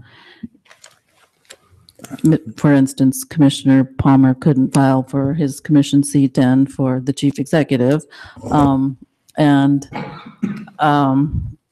know, whether or not there's an answer to this question, it is something that happens in elections across the country and legislative seats, even in, for instance, with the, say, a county attorney that wants to run for a district court judge and they have 6-year terms, there's certain period of time, certain times their seats are up for election at the same time.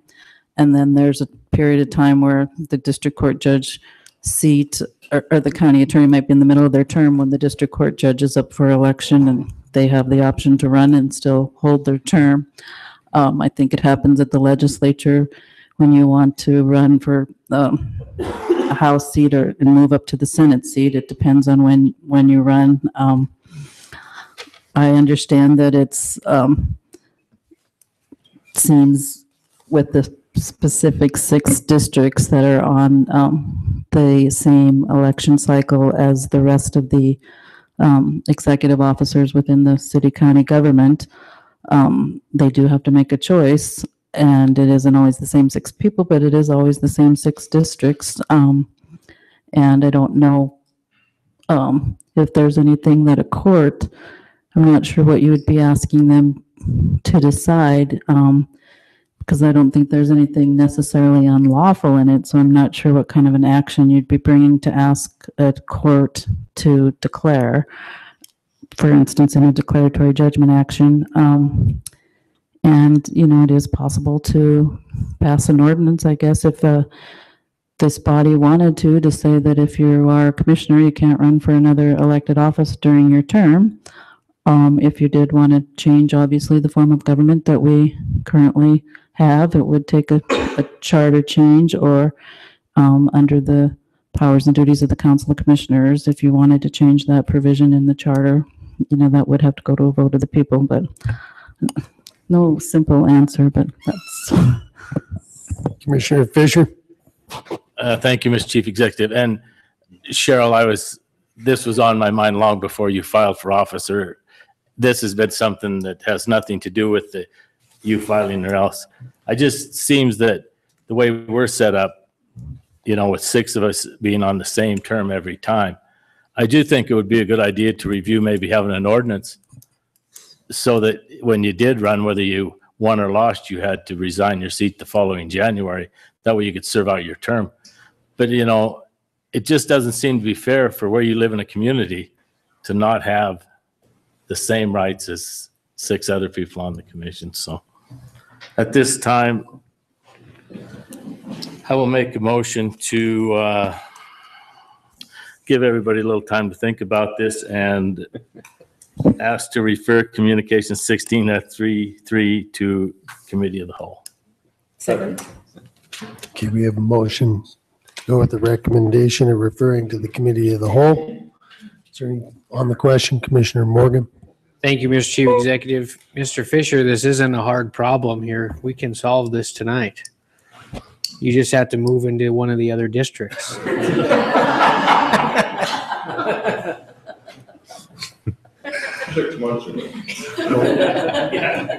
Okay, Commissioner Anderson, you have any other bright ideas? I do have a few other bright ideas, but according to state law and everything else, the way we can change this is by ordinance, as county attorney said. But for the most part, it's state law. The other thing that we could do is increase the term of a commissioner to 6 years. And that way, every other year, you'd be running in a presidential cycle, kind of like the senators do. You know, Baucus isn't a presidential, well, excuse me, not Baucus any longer. Tester or Daines is on a presidential 1 year and they're not on the other. So you could do that, but that would require a change in the charter, which I believe can only happen 10 years. Being as we're about 9 years out from that change, I would make a recommendation that we place this on file because I don't think there's anything else we can really legally do at this point in time. Thank you. We have a motion and a second to note and place on file. Please. On the question, Commissioner Fisher. Thank you, Mr. Chief Executive. And I do believe, you know, I understand this a little bit because I have researched it. This isn't something that just popped in my head. It states that you cannot run for two offices at the same time or hold two offices at the same time. Mm-hmm. And nowhere does it clarify anything in there about holding an office and running for an office, then going back to the office that you're holding if you were defeated in the election. That's the point. And that's why I'd like to have this reviewed a little bit for a week. And we had a moment of silence tonight for a person that probably could help us out with that. And Eileen knows as well as anybody, and Brendan knows pretty good, that we were kind of weighing on him prior to this communication to hopefully weigh in on this a little bit. So we're hoping that maybe somebody else can, because there's Title VII election laws and there's a lot of different things, but none of them actually cover this particular thing. They cover about not filing for two offices and not holding two offices, but they don't actually cover this specific thing. So I would hope you'd go along with me on the holding it for one more week. Thank you. Okay, we do have a substitute motion to place on file, followed by Commissioner Fisher's plea. So with that said, can we make a roll call vote, or Commissioner Anderson? I don't think it would really hurt to wait for another week, so I would withdraw my motion. Very good. Who wants to withdraw their? Okay, we have a withdrawn motion in a second, so the act is on Commissioner Fisher's original motion to refer to the committee of the whole. Nothing further on the question. All those in favor? Oppose? Motion. Okay, motion carries. All right, section 3, communications to be read and acted upon. 16-20. Dave Schultz, Director of the Butte-Silver Public Works Department, requesting time on tonight's agenda to give information to the Council of Commissioners on the relocation of the county shop complex. Mr. Schultz.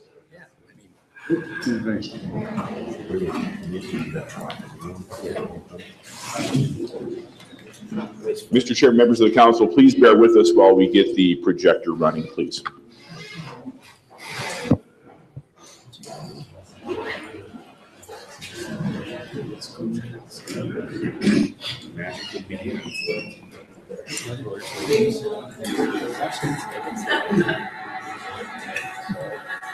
It's a big surprise, but I didn't think that would happen. I didn't know where that was. Well, when we had that last presentation, it was number 4 on the list. And then when you look at community, other aspects, we told them. That is your definition. Can't even get 5 minutes. Because I can't imagine. You can withdraw your motion. Second thought, Commissioner Fisher's not very convincing. I'm going to withdraw my motion. That's places. I still do.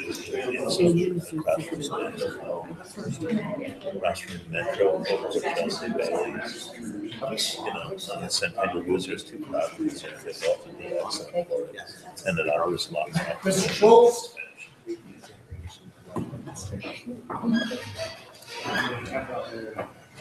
Mr. Chairman, members of the council, we want to present to you tonight some information, and this is kind of the second phase of the selection process for county shops.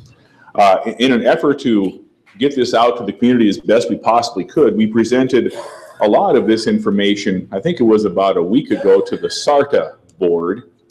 And so we want to present this again tonight to the council. Go to the next one, if you would please, Nick.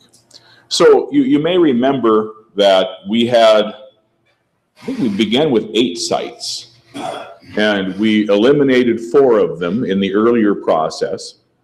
And then the remaining 4, it's the intent that tonight we'll present to you the capital costs and the operating costs for utilizing any of those 4 sites.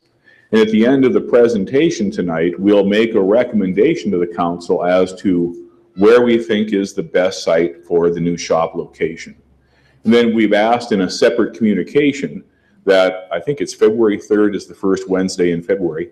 At the February 3rd meeting, your regular council meeting, that we would ask you folks to take some action at that point in time. The idea being that we'll present the information tonight. There'll be a couple of weeks, plenty of time to think about it, ask questions, and we can delve deeper as people want to.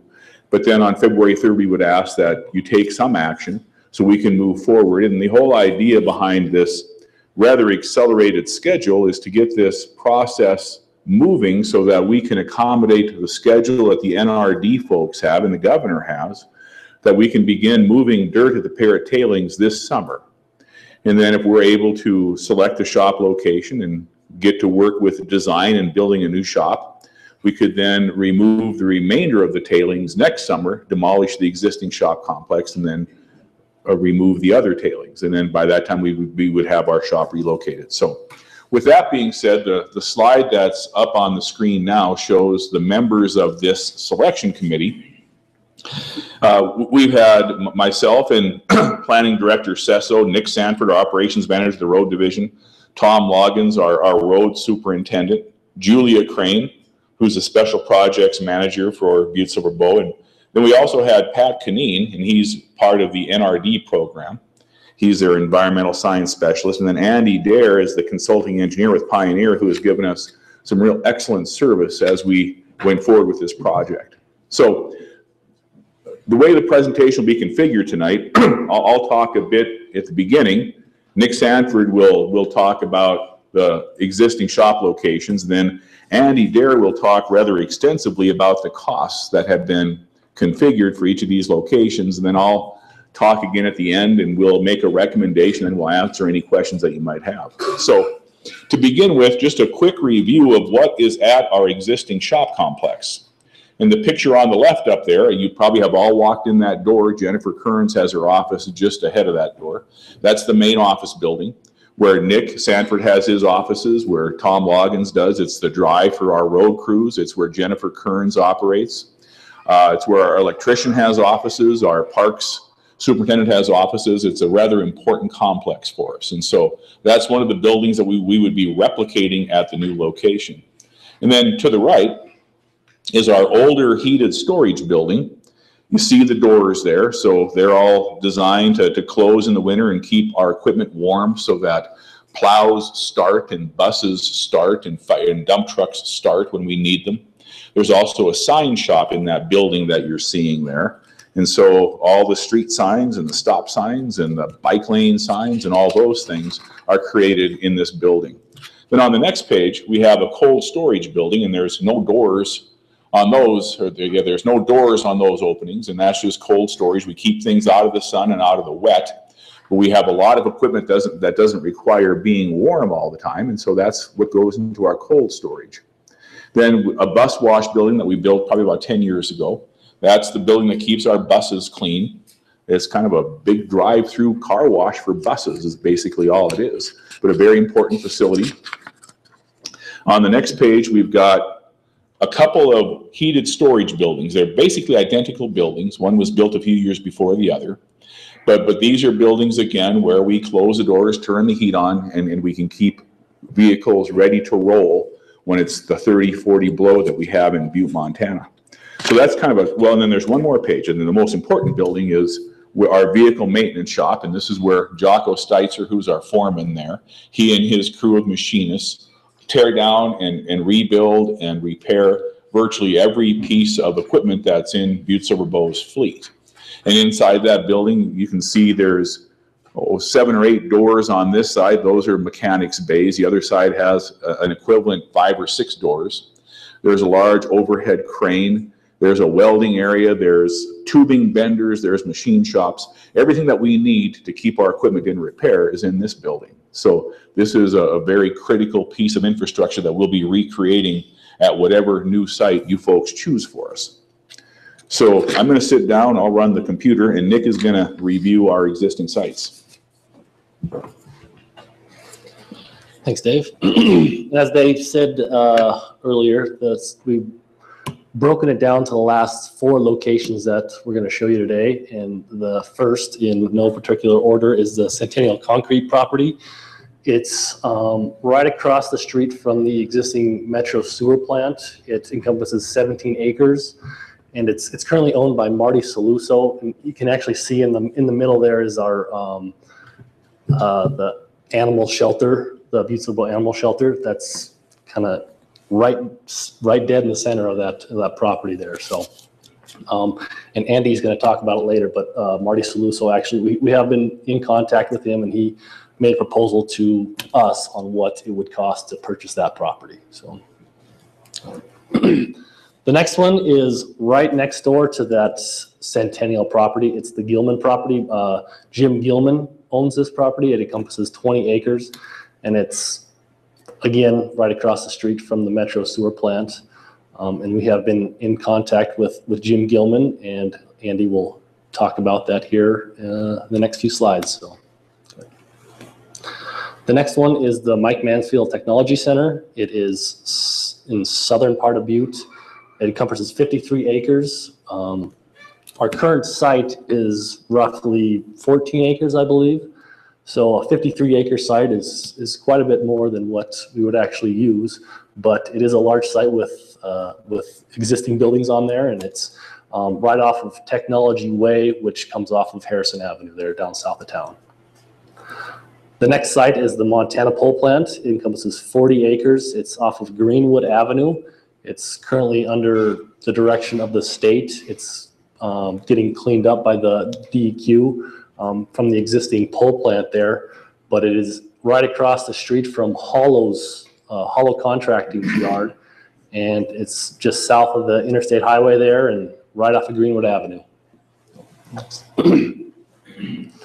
So as you can see on the site location map, each of them, it's kind of tough to see, but the red dot kind of right in the center is the centroid of Butte, of where all of our, where the exact centroid, it's actually off of Dewey Avenue there.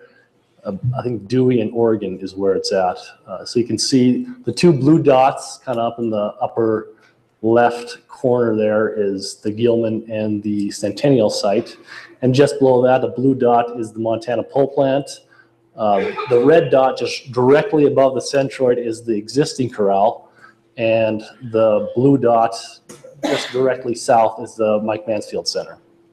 Kind of gives you an idea of where everything's located in comparison with the centroid of Butte. So with that, I'll turn it over to Andy Dare with Pioneer Technical, and he'll go over each site, the costing of it. So.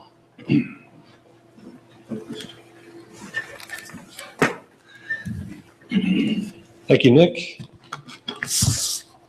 So Andy Dare with Pioneer Technical. Following completion of the site study that we've done, it was wrapped up here in December. It's available on Public Works page of the county website currently. So we've updated the rough order of magnitude cost estimate that was included with that report.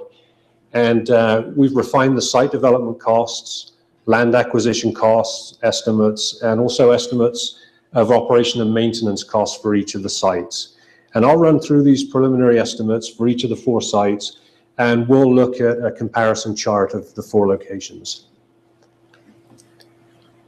Site work, infrastructure, utility, and any special or off-site costs were developed by Pioneer originally using contractor rates from recent projects and RS means estimating methods. And the building costs that we have were estimated previously by SMA Architects, and they use their recent bid data and also estimates from local steel building erector True North of Bozeman, RS means methods, and also updates to the original building construction costs, which were provided by Butte-Silver. Some of the structures were constructed as recently as 2010.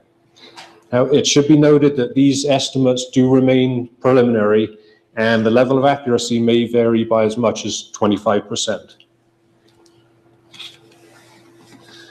So on the screen there, you'll see Centennial preliminary estimate summary. You can see the capital costs. I don't know if you can read. I'll read the numbers through for you here. Under capital costs, we have a land cost value of approximately $400,000. And that's the land assessed value from the cadastral database with a multiplier of 35%. And that's an estimated adjustment just to bring the value up to a more, what we would consider a more reasonable land assessed value there. As Nick mentioned earlier, it's noted that the owner, Marty Saluso, has estimated the land value for this property at $750,000. And that actually represents part of a $1.6 million total property value that he's provided for negotiation purposes.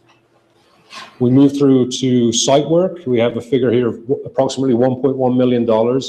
That's earthwork, any concrete, asphalt, paving, parking lots, and the immediate access roads for the property.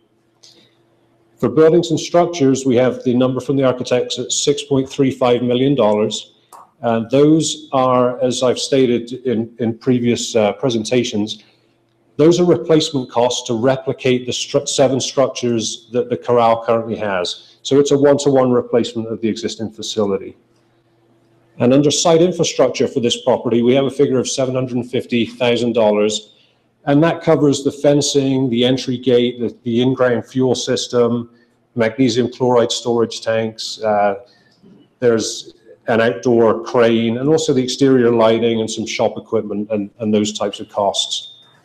Under utilities, we have a number of $488,000.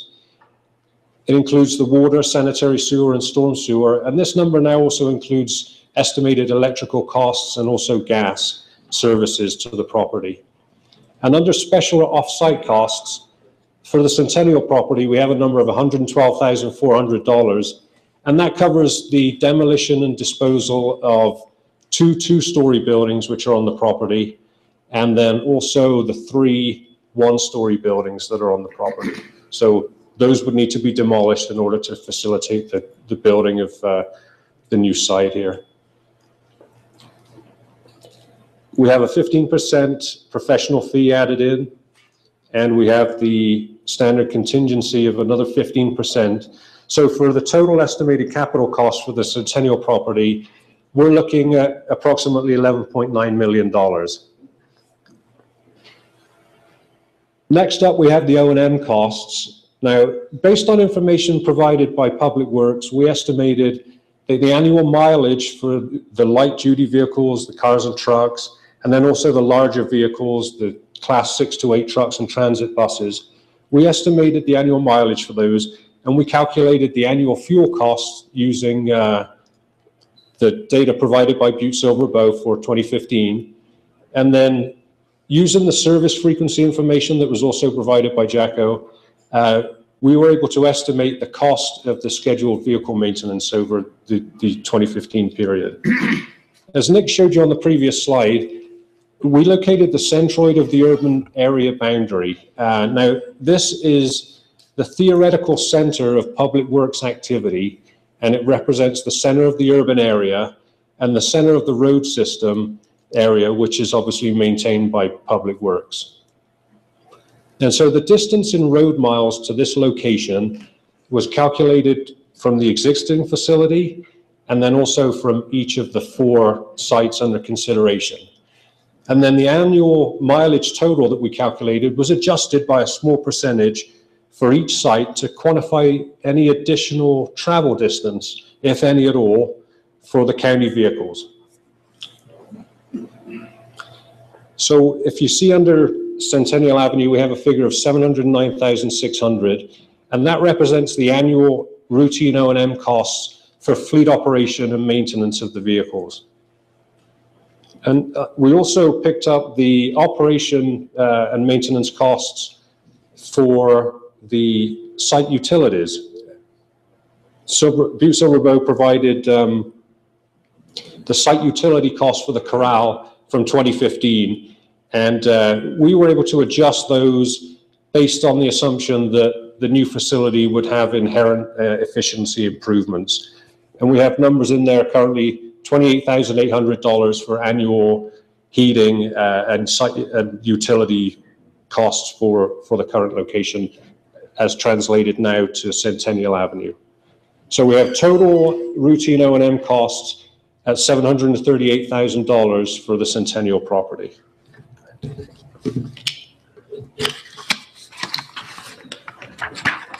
Next up, we have the Gilman property, which, as Nick mentioned, is actually adjacent to the Centennial property. Under capital costs, we have a figure of approximately $160,000. Again, that's the land assessed value from the Department of Revenue cadastral database, plus the 35% estimated adjustment. As far as site work goes, we're looking at approximately $1.15 million. Again, that's the earthwork and any concrete and asphalt paving. Under buildings and structures, buildings are identical, so it's an identical number. It's $6.35 million. And for the site infrastructure, we have the $750,000 figure also, which accommodates the fuel system, as I've mentioned previously, and magnesium chloride system and other features at the current corral location. For site utilities at this location, we're looking at $621,400 for the water, sanitary sewer, storm sewer, electrical, and includes necessary upgrades to both the gas and electric to provide adequate service to this site. For special off-site costs, Gilman property, there are no structures, and we have no off-site costs anticipated for this property. So once we factor in the 15% professional fees and the contingency, we're looking at total capital costs for the Gilman property of approximately $11.7 million. For routine O&M costs, as I mentioned, it's adjacent to the Centennial property, so these costs are actually identical. We're looking again at approximately $710,000 under fleet operation and maintenance. And then for the site utility costs, as I say, it's the same building, so $28,800. So the estimated annual O&M costs here for Gilman are $738,000. Then we move on to the Mansfield Center. Capital costs here are estimated at $6.7 million for land. That's, again, a land assessed value from the Department of Revenue cadastral database, plus the 35% adjustment. It should be noted that the owner has indicated that this value is negotiable. And you'll see there's an asterisk, or maybe you can't quite see up there. There's an asterisk under land cost. And that's to illustrate the fact that Butte-Silver Bow may actually be required to pay approximately half of the acquisition cost for this property. Now, this is because the site built and the buildings are obviously a lot larger than the existing corral complex, and any betterment cost would actually be borne by Butte-Silver Bow.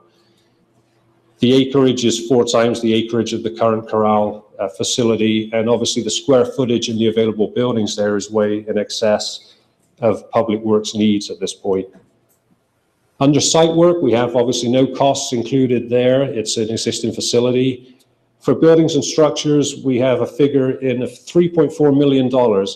Now, this number was placed to assess any renovations that would be required and re-roofing any of the structures. A number of them obviously date back from the late 70s. Again, this is a highly speculative number at this point for the building renovation, and it's not been identified which particular structures would actually be used for Butte-Silver Bow, and which would obviously be placed mothballed, if you will.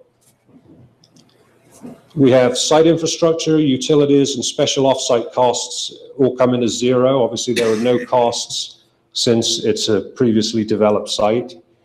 Once we factor in fees and the 15% contingency, estimated capital costs for the Mansfield facility come in at $12.2 million. For the O&M costs, considering that the location is a little further out, it's the furthest of the four under consideration. For the fleet operation and maintenance, we're looking at approximately $875,000.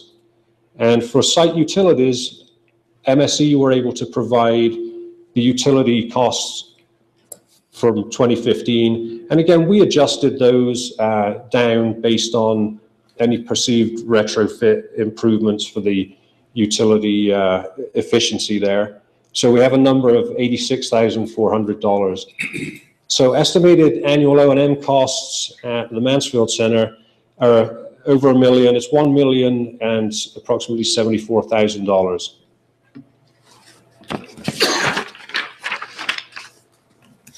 And last up, we have the Montana Pole facility. Capital costs, if you look at land costs, there's no value. It's a DEQ transfer, and so there will be no capital or rather land costs associated with purchase of this property or transfer of this property.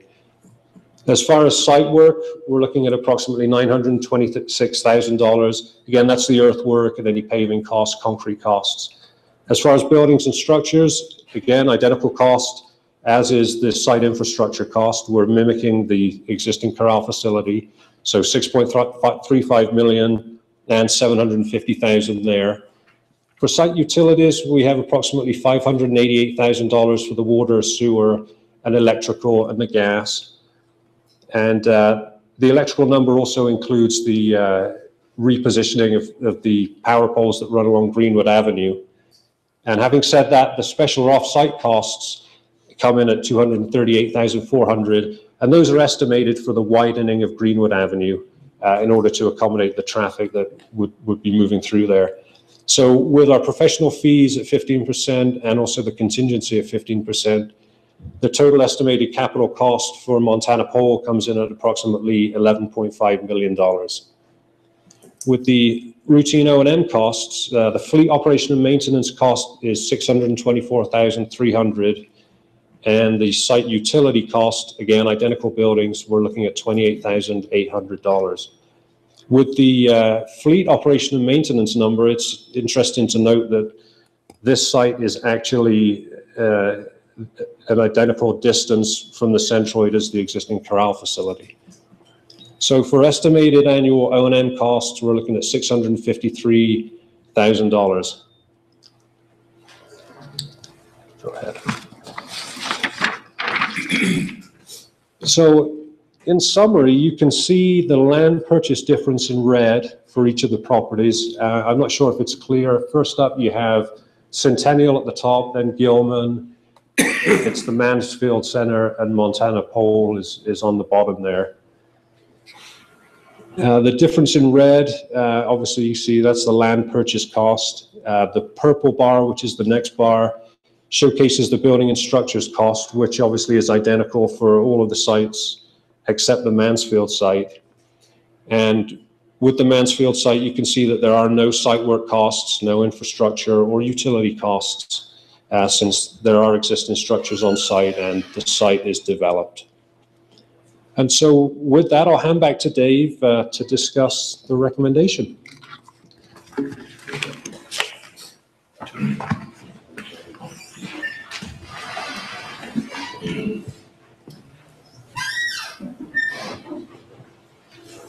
So, Mr. Chairman, members of the council, based upon the analysis that Pioneer Technical and the selection committee went through, the lowest cost property, both to acquire, since there is no land cost involved, and also to operate out of, is the Montana Pole Plant property.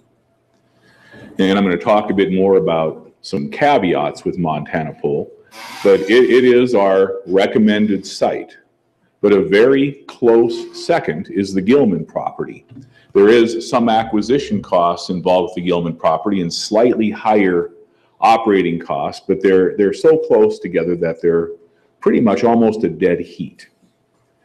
But the nature of the Montana Pole site, the fact that the Montana Pole Reclamation Project can maybe configure the ground for us in the way that we need it configured. So therefore, I think Andy had about a $950,000 dirt work cost. We could maybe escape that cost if the state in their reclamation and their finalizing the Montana Pole cleanup were able to give us the configuration that we needed. So those things lead us to recommend to you folks that Montana Pole be our top site. But the caveats with Montana Pole are several. One is that we're on a fairly aggressive schedule to get this shop complex moved so that they can, next summer, in the summer 2017, demolish our existing shop complex. We're not entirely sure that the Montana DEQ can finish up their work at Montana Pole in the time frame that we need. And so because of schedule problems, this property could become non-viable to us. Also, the final details of the cleanup are not really known. Most all of the work is done there, but there is some capping, there's some final details to be done. And until we have a very good understanding of exactly what's on that ground and what's left and how is it capped, we probably, due diligence would not allow us to move forward with selecting that site. Now, we're assured by the DEQ that all of these questions will be resolved very quickly. And so that leads us to still recommend Montana Pole as our location.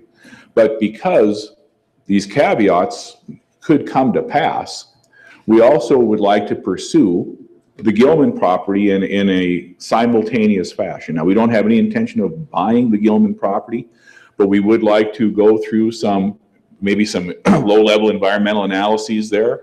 We'd like to get an appraisal of the property done. We'd like to talk with the owner regarding maybe some options for the property so that it remains an option for us should Montana Pole become problematic and we can't locate the shops there. So in 2 weeks, this will be on your agenda, I hope, and we'll ask you to take an action that would allow the chief executive and his staff to pursue some additional due diligence, some investigative work, and some negotiating with both landowners, with the idea that probably sometime in the February timeframe, early March timeframe, we would have one or the other of these locked down. So that's the extent of our presentation, and we'd be happy to answer any questions that you folks might have.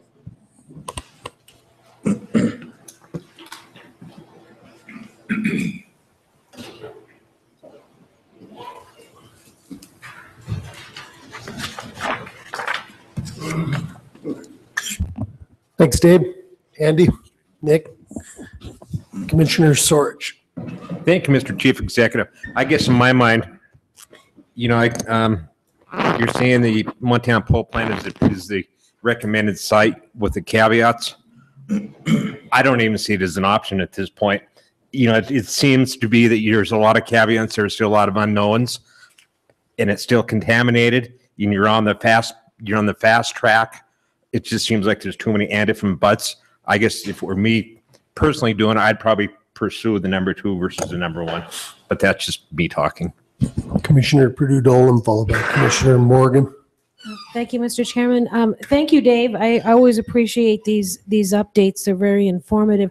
I just have a question about, I was just taken aback with the 25% cost deviation. Can you address why that's so much? I tend to, when they come up with when they say poll data, it's usually like 4.5% variations. And when they said 25, that seemed to be a big number.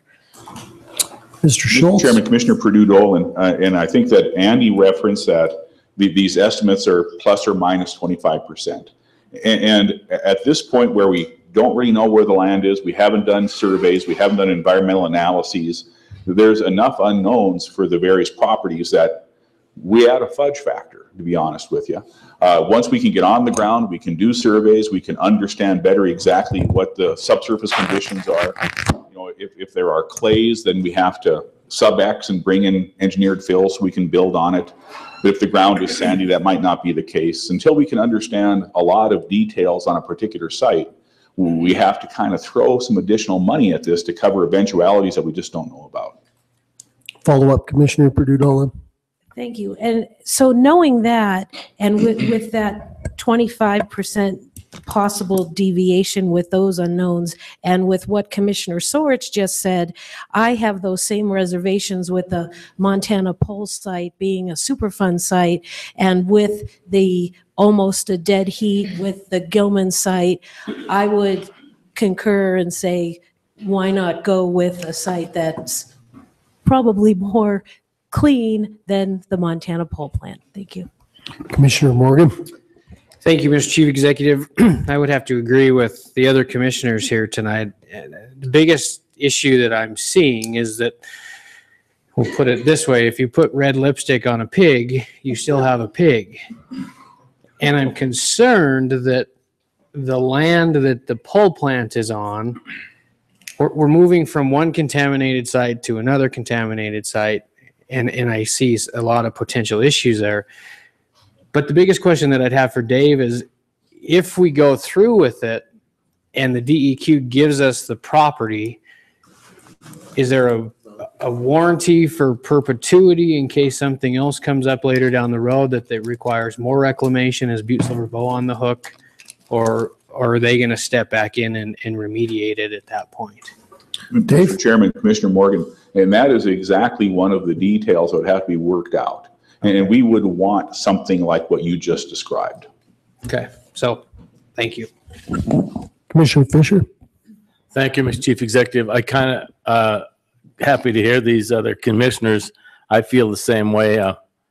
I think last night's meeting, although it didn't have to do much with Montana Pole, it did have to do with the Superfund. And I think the couple hundred people were there. The consensus is they really aren't happy dealing with these EPA or the DEQ or any of these other people. And to take a piece of property from them that's been contaminated might not be the most popular thing. So I think the Gilman site seems like probably a little better option because of the fact that I think that Montana Pole site has a few more issues than it's coming clean. I mean, I know that was a real dangerous site when I was a kid, and I think it's still pretty well polluted. We went on that tour, you remember, when we all went, and then people all said about the groundwater traveling over towards the metro. So I think it'd be a good site to avoid. Thank you. Anything further? Commissioner Sorich? I guess, thank you, Mr. Chief Executive. I guess it wasn't discussed during this presentation. What about future growth for the shops in the event that we have to do any more moving from like the batch plant or any of that stuff? I think that was a criteria that was considered, but this is just about moving the shops. I mean, there's obviously the size of these sites had some criteria associated with the ability for us to co-locate and expand operations, but it doesn't take the batch plant into consideration. So, Commissioner Shaw. Thank you, Mr. Chief Executive. Thank you, Dave, and everyone else, Andy, and my friend down here, Nick, for all your due diligence in getting this out. First of all, is there a way that we can look at this again and digest it and see if we have any other further questions in 2 weeks? David? Okay, go ahead. You can answer that Mr. first. Chairman, Commissioner Shaw, we can do a couple of things. We can provide it to the council members. We can email this to you. We can also put it on the VSB Public Works website, probably in a PDF format, so it'll be downloadable. And so we will do that so that you have access to it. Okay, perfect. And then follow up. This communication, even though I put it in there to be read and acted upon, was the only way I could really get Dave on the agenda tonight. So there is no action, and I appreciate everyone's input, but we'll have an opportunity in a couple weeks to vote. And I'll just say for the record that I have followed so far what everyone else has been saying. So at this time, I would just move to place this communication on file, or communication 16-20, sorry. Second, but I have a comment. Comment, Commissioner Morgan? Thank you, Mr. Chief Executive. Dave, when you come back before us, are you gonna, we obviously know your recommendation right now. Are you gonna just expect a motion from us to either go with your recommendation or go with the Gilman property? What are you kind of looking for in the next couple of weeks? The next meeting, I guess. Well, our intent this evening was to get approval from you folks to kind of pursue both locations on a parallel path. Okay. We'll take whatever you give us. Okay. Thank you. Commissioner Palmer? Thank you, Mr. Chief Executive. Dave, you know, the Gilman property comes out in my mind as being the #1 choice because of all the problems at the pole plant. But Gilman has like 2 parcels there on each side of the road. And why wasn't the one on the north side of the road looked at versus the one on the south side?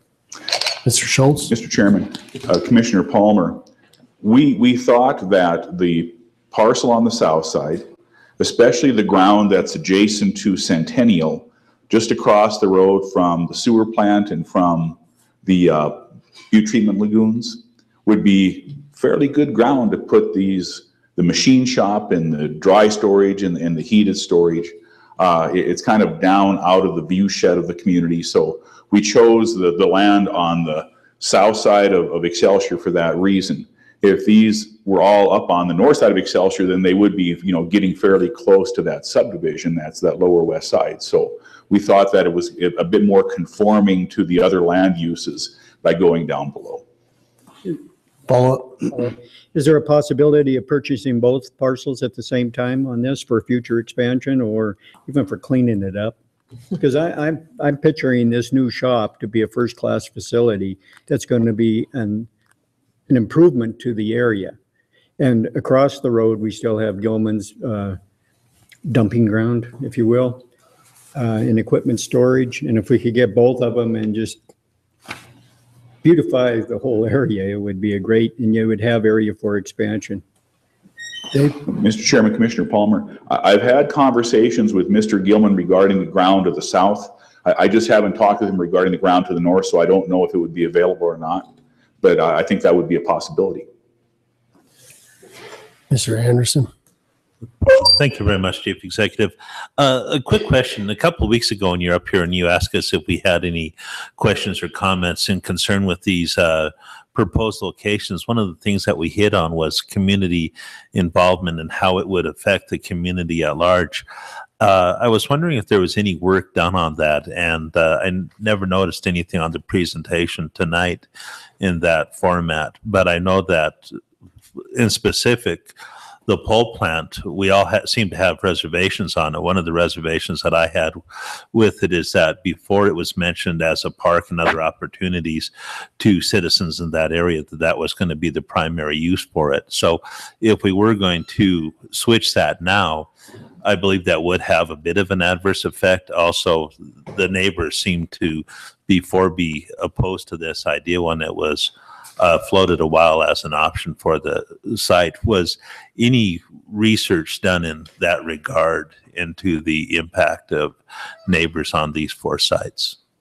Dave? Mr. Chairman, Commissioner Anderson, we chose locations where the zoning would allow a facility such as this. And so it's a conforming use in that regard. We also chose locations where there aren't a lot of homes anywhere too awful close, or not very many homes too awful close to these sites. And so in that regard, we were cognizant that there might be some resistance by neighborhoods to have these facilities placed near them.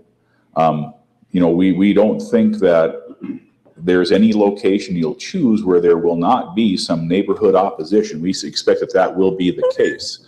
But we had a presentation last week to the SARTA board. I can recall we've had a presentation at the archives, a public presentation regarding this, and there probably has been at least one additional one, Commissioner Anderson. So we have got the word out, the Montana Standard, and we've also had articles on, it's been on the TV news, and so we've done our best to make people aware that these locations are under consideration.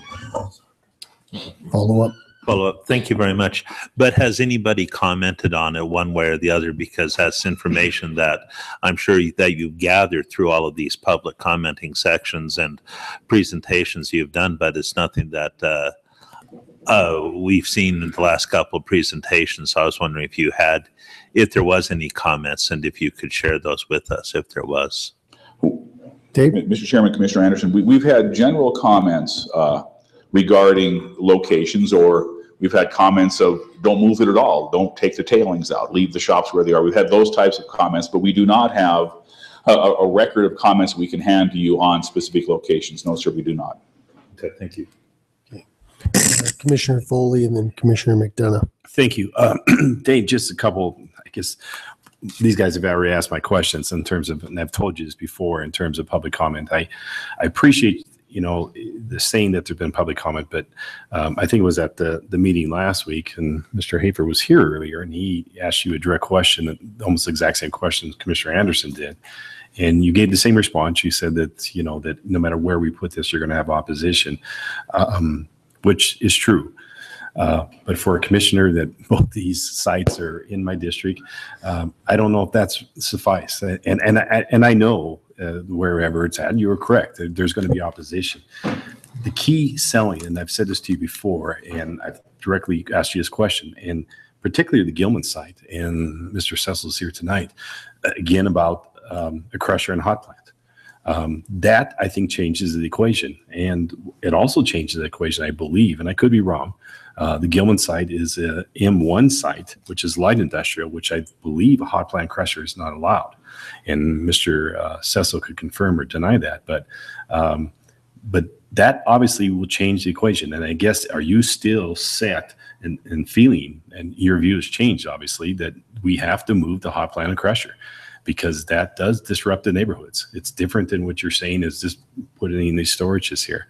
And again, there is no public input. I mean, I understand what you're saying. You've had meetings, but there's no one's gone to those neighborhoods other than the boulevard.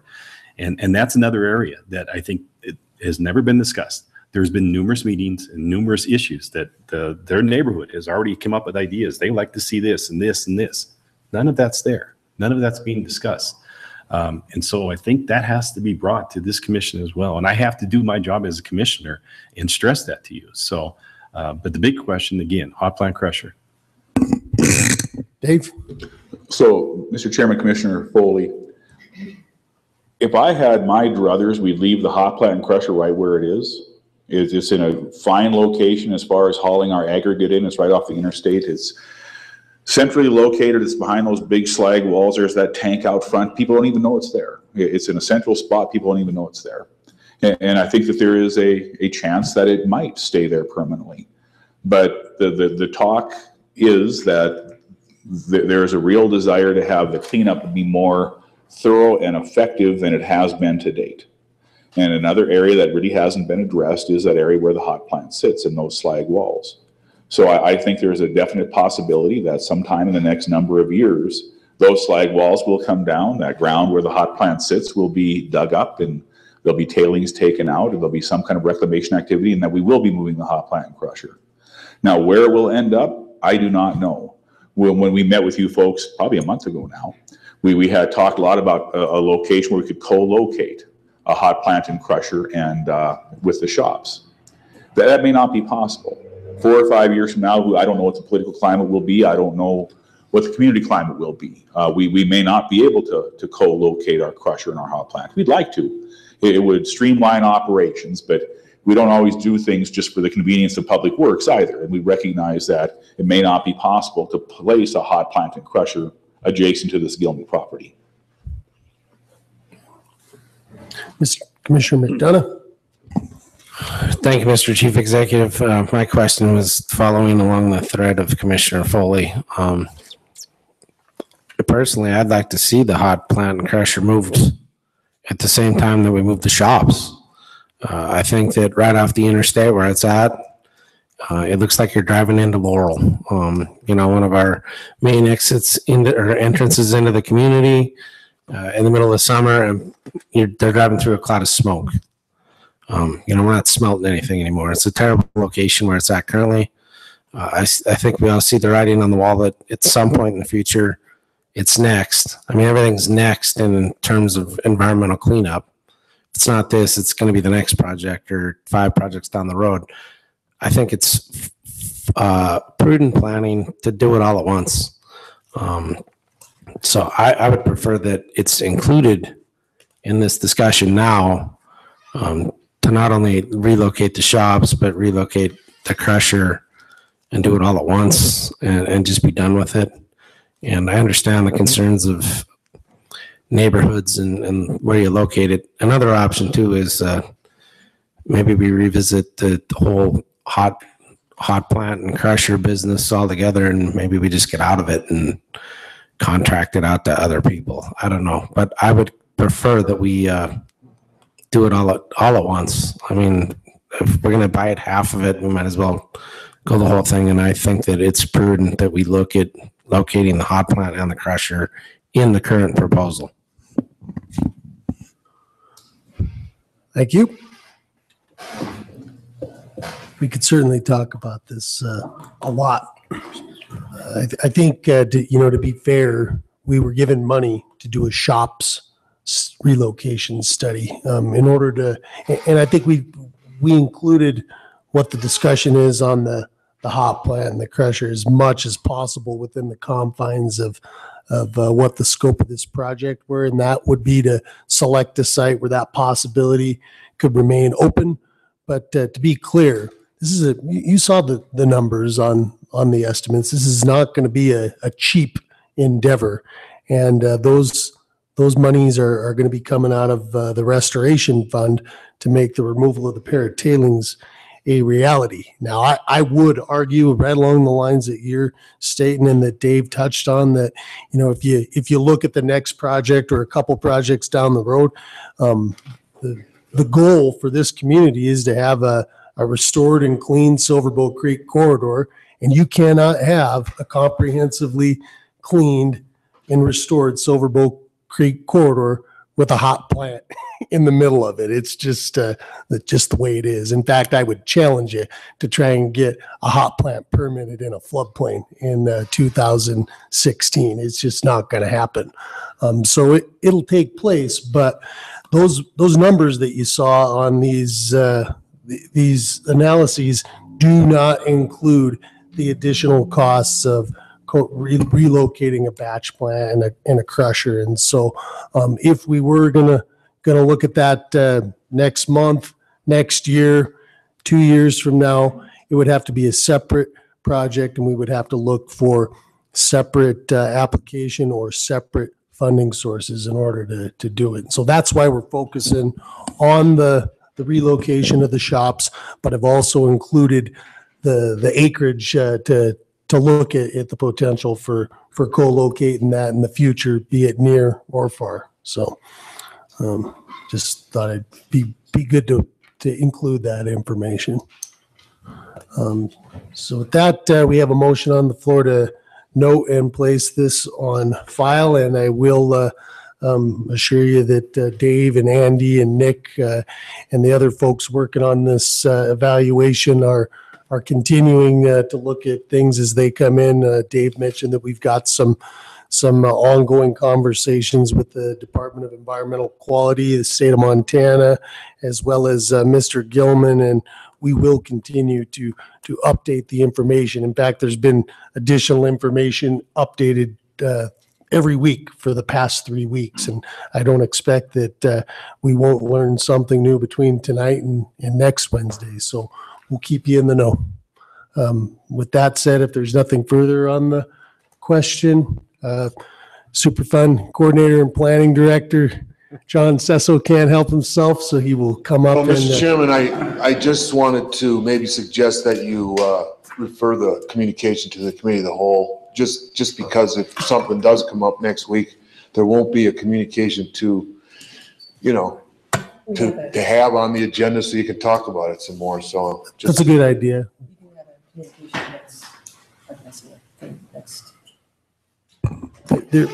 Commissioner Shaw. Thank you.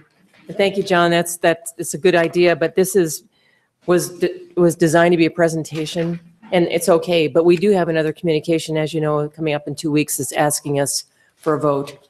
And I asked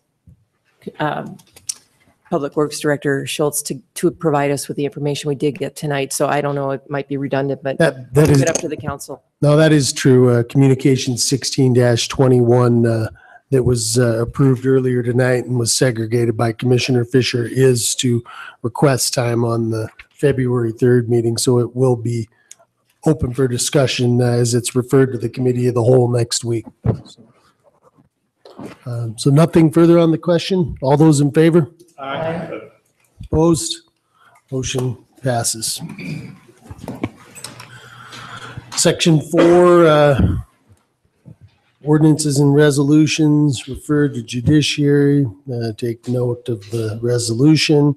Section 5, ordinances for second reading. Number 1, clerk, can you please read the title? Ordinance 16-1, an ordinance amending section 4 of ordinance number 204 and section 10.40.050 of Butte-Silver Municipal Code, VSB-MC, entitled Speed Limit, establishing a 15-mile-per-hour speed limit on West Granite Street from Western Avenue on the east to May Street on the west, and providing for an effective date herein. Okay, thank you. Commissioner Shaw. Thank you, Mr. Chief Executive. I move to place Council Bill number 16-1, ordinance number 16-1 on second reading and passed, having been deemed fully read at length. Second. Okay, we have a motion and a second. This is a roll call, so please cast your votes. See all the votes in. Clerk, can you please record? 11 yea and 1 nay. Okay, motion passes. Section 6, ordinances and resolutions, final reading. Clerk, can you please read the title? Resolution number 16-1, a resolution authorizing and approving the sale of certain parcel of real property located in the Montana Connections Business Development Park, generally described as Silicon Mountain Number 1 Minor Subdivision, Section 24, Township 3 North, Range 9 West, Lot 3D, COS 940B-RW, within the city county of Butte-Silver, state of Montana, for the purpose of community development in accordance with the procedures of Butte-Silver Municipal Code, and providing for an effective date herein. Thank you, Commissioner Shaw. I move to place Council Resolution number 16-1 on final reading and passed, having been deemed fully read at length. Second. Okay, we have a motion and a second. Is there anything on the question? Seeing none, please cast your votes. All votes in. Clerk, can you please record? 12 yea and 0 nay. Okay, resolution passes. Now is the time for any public comment on a matter that was not on the agenda tonight. Is there any public comment? Seeing none, take note of the calendar of other meetings and events. Commissioner Shaw. Now, thank you, Mr. Chief Executive. Before we all leave tonight, I just wanted to update everybody. In the last 3 weeks, actually, we have been trying to get a substitute, another person to take Karenese's place as our council secretary. I asked Dennis Henderson, Buddy Walker, Dave Palmer, myself. Johnny couldn't do it, being vice chair. The chairman and the vice chair are the people that are supervising this person, but John could not do it, so Buddy stepped up to the plate. Sally Hollis and Jessica with the HR department, who is handling these matters and putting together the matrix and making the calls and getting things organized for us. We did post a job for 2 weeks internally as prescribed by our own policies. We did not have any applicants from internally, and we went to the public. We had 24, I think, applications. We had 7 that actually met the basic mandatory requirements. So those folks were interviewed, and Friday morning we did that. And after the bomb threat, we came back and we reconvened and we talked about all the candidates, and we did come up with a very, someone just really rose to the top. And I believe we have a great candidate. I did call her today. Her name is Tracy Watt, and she accepted the job. We did ask to have her come in, and she has to sign an acceptance letter with the county. And so we asked her, she said she could start tomorrow, but I gave her till Monday because she had root canal this morning. I thought, oh, you don't want to start tomorrow. So she is coming in on Monday morning, and I'll introduce her formally at our committee of the whole meeting next week, but you can certainly pop your head in and say hello on Monday morning. She'll be here. So I want to thank Laura and Colleen for all their work, and they're going to be helping to get our gal trained. So anyway, just thought I'd bring you up to date on that. Very good, thank you. Anything else? Motion to adjourn? I move to adjourn. All those in favor? Opposed? Meeting